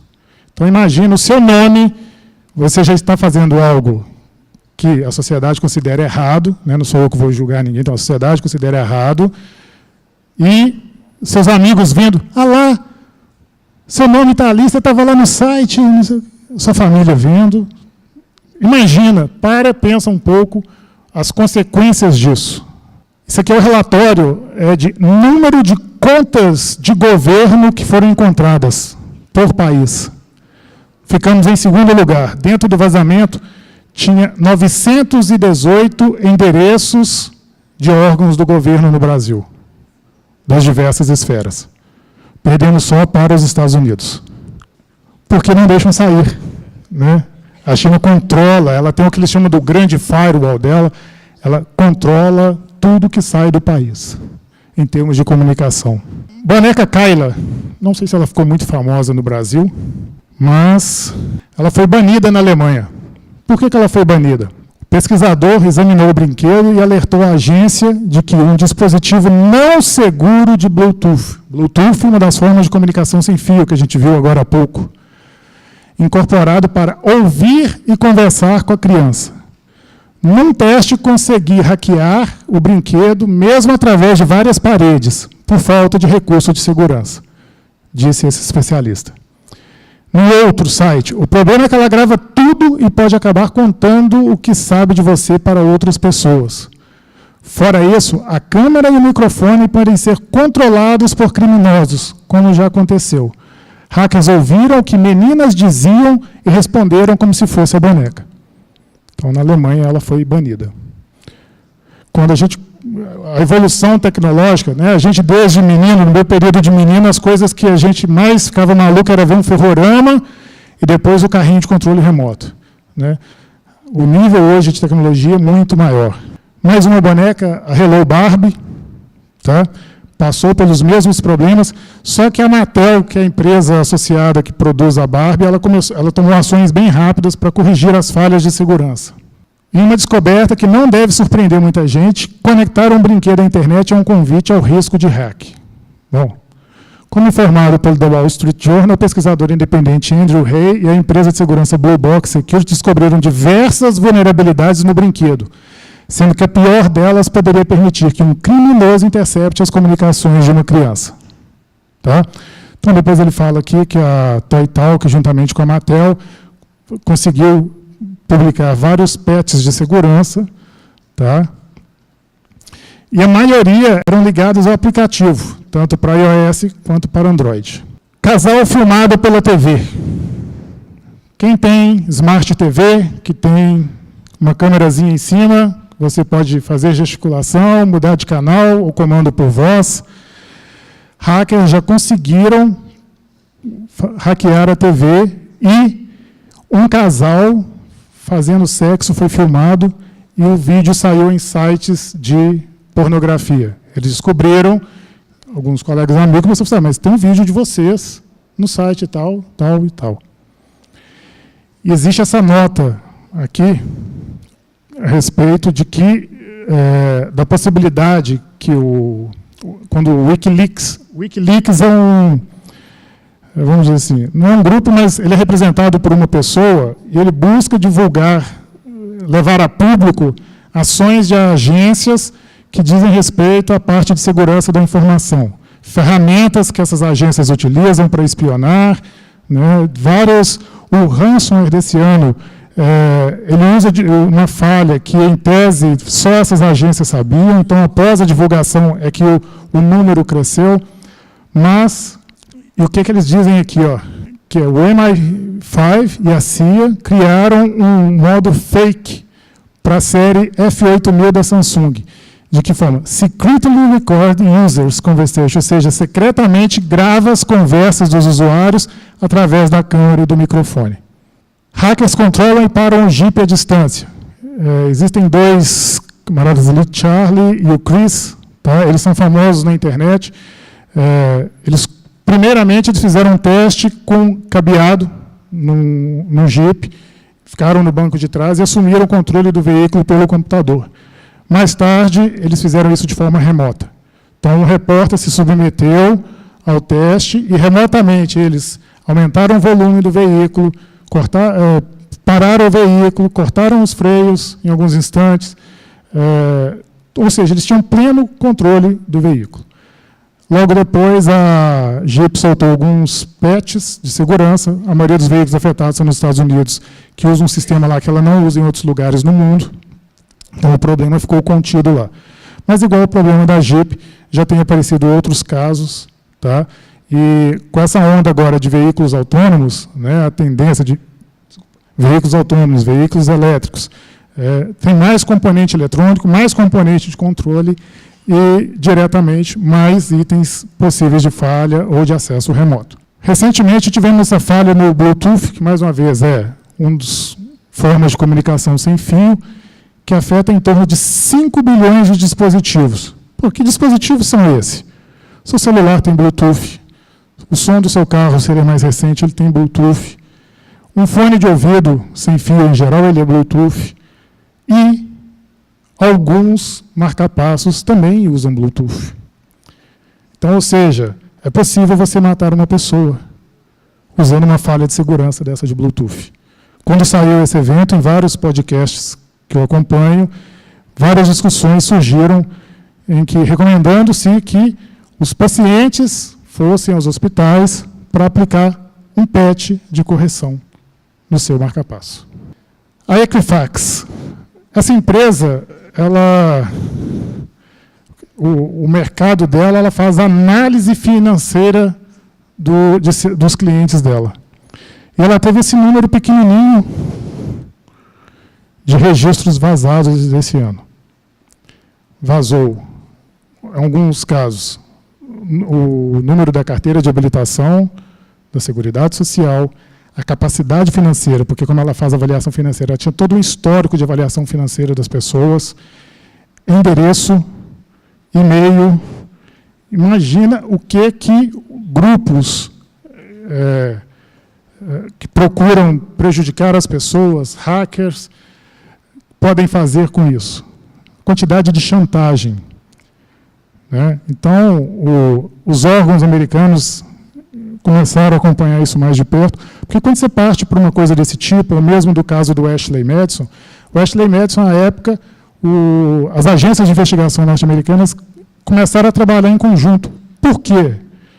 Já que tinha várias contas de governo, e nada impede, por exemplo, vamos supor que o e-mail do Adriano estava lá, e eu chego e falo assim, Adriano, eu tenho o seu e-mail que está no lugar tal, eu quero essa informação do tribunal, ou então eu quero tanto de dinheiro.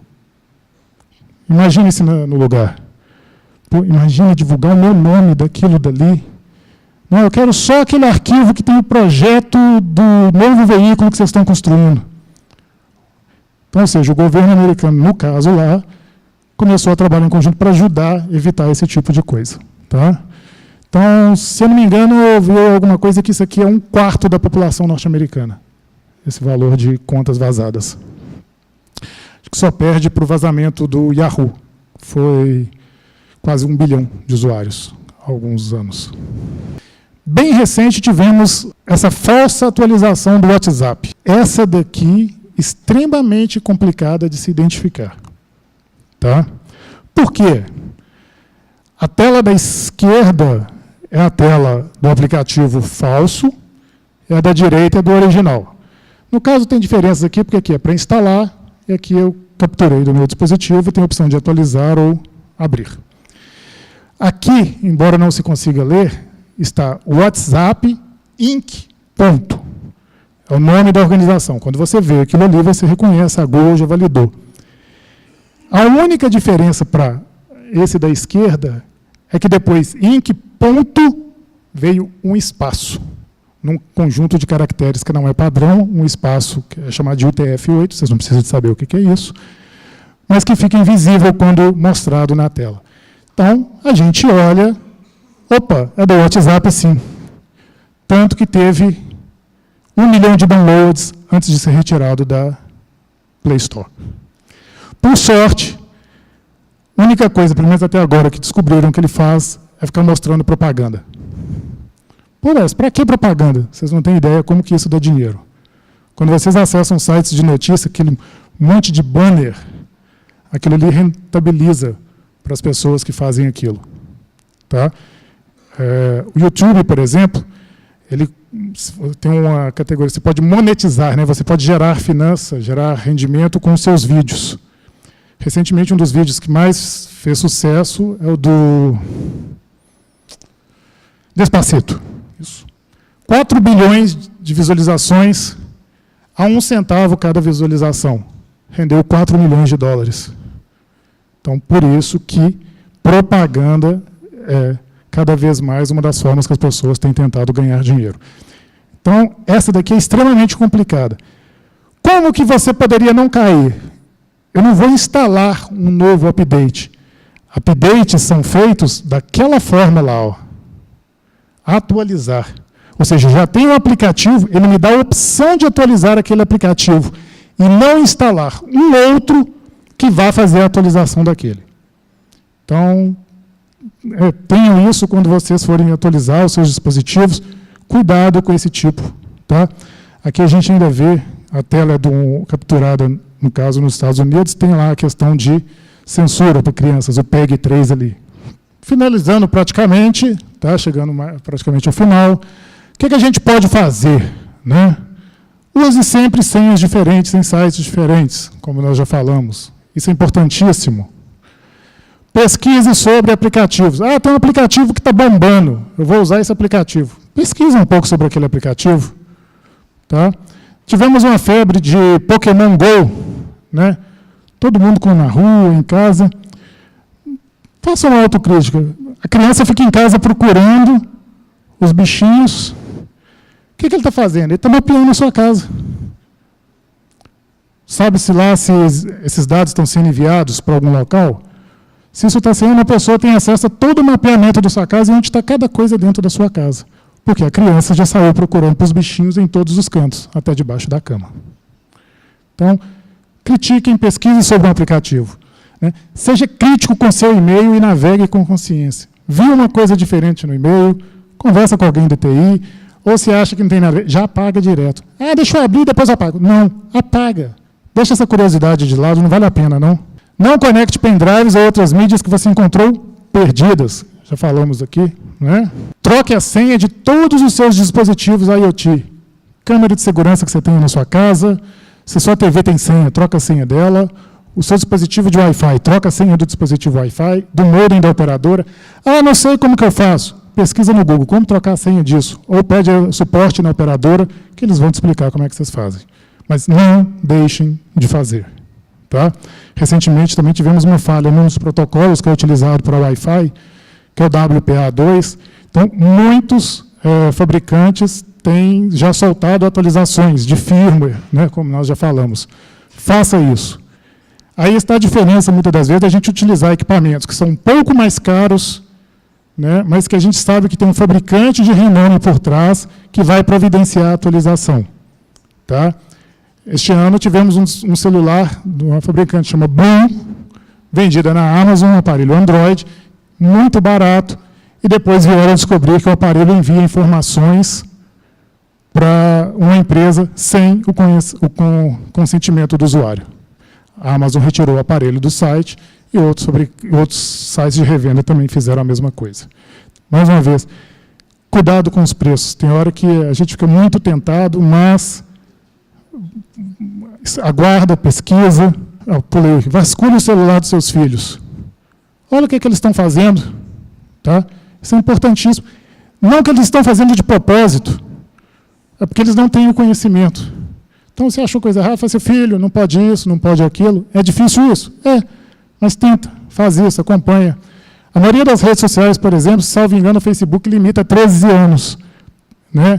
Se você tem um filho abaixo dessa idade, para ele entrar lá, a idade dele foi alterada. Você informou a data errada para que ele crie a conta. Né? Mas, se você resolveu fazer isso, acompanhe de perto. Seja o WhatsApp, o Facebook, vários outros aplicativos de conversa. Acompanhe, dá uma olhada, olha com quem que ele está conversando, o que as pessoas têm procurado dele ou dela. Busque se informar e semeie o conhecimento. Bom, temos um grupo aqui. O interessante é que que vocês cheguem nos setores de vocês, conversem com os colegas, bate um papo com o que vocês viram, discutam. Se tiver dúvida, nós estamos para ajudar a responder. Futuro. Estamos planejando ter uma publicação periódica no Jornal Mural.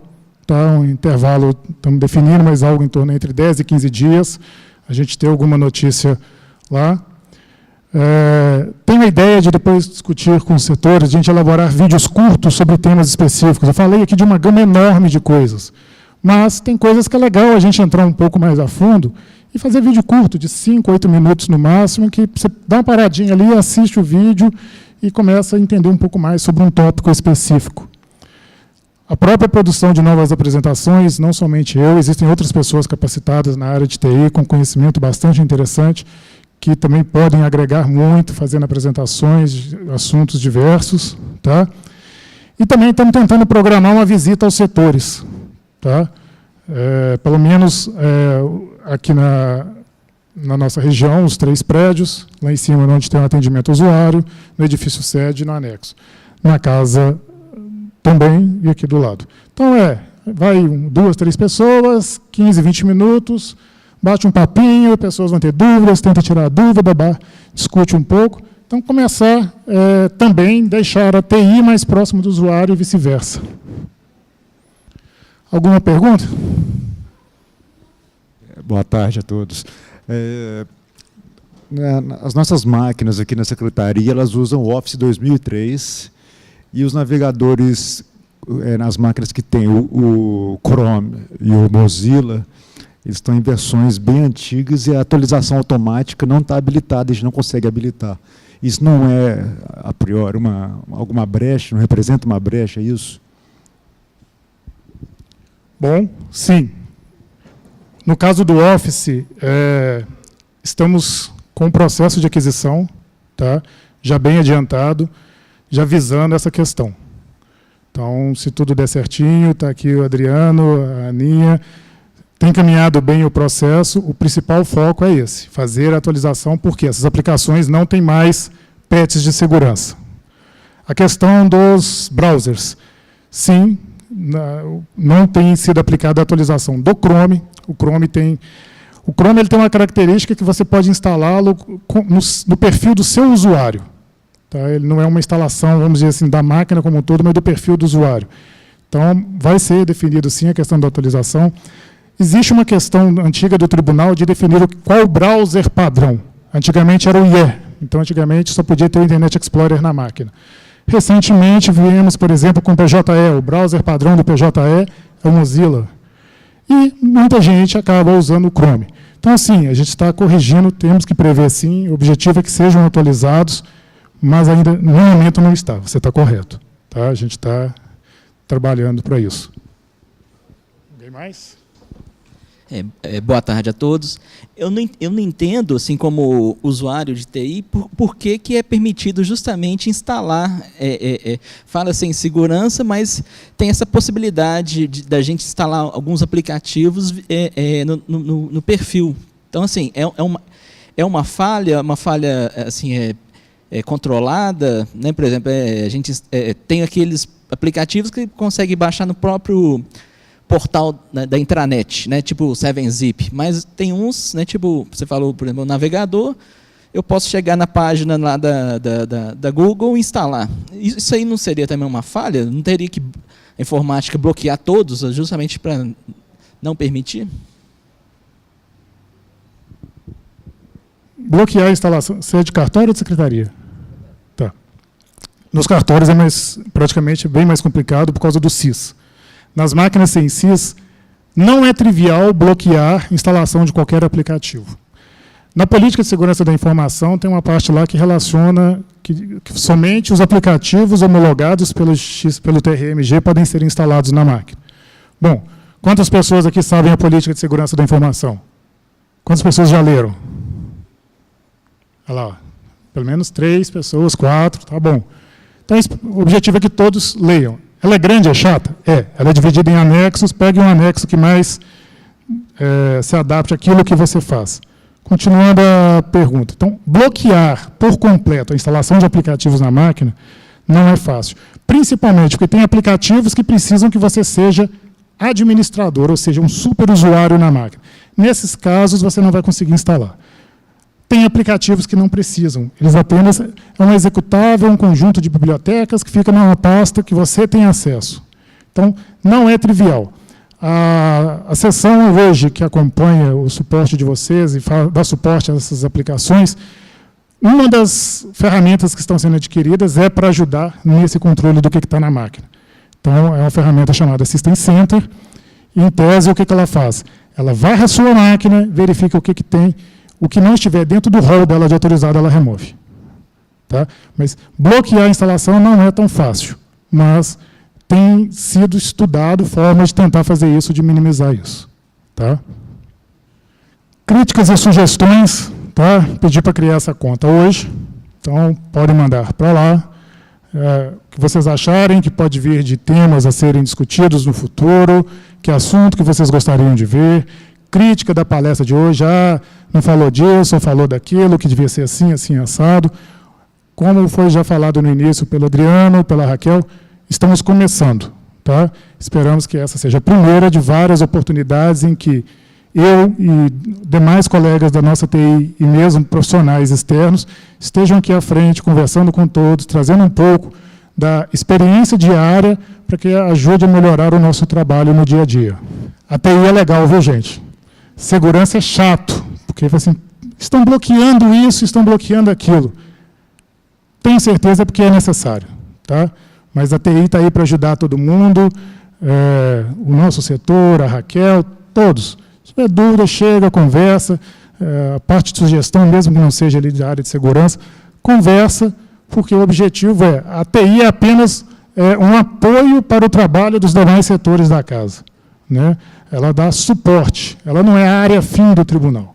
Então, ela está aí para dar suporte a todos e temos uma equipe que não é tão grande quanto devia, mas a gente vai, na medida do possível, tentando atender a todos. Bom, é isso, pessoal. Obrigado.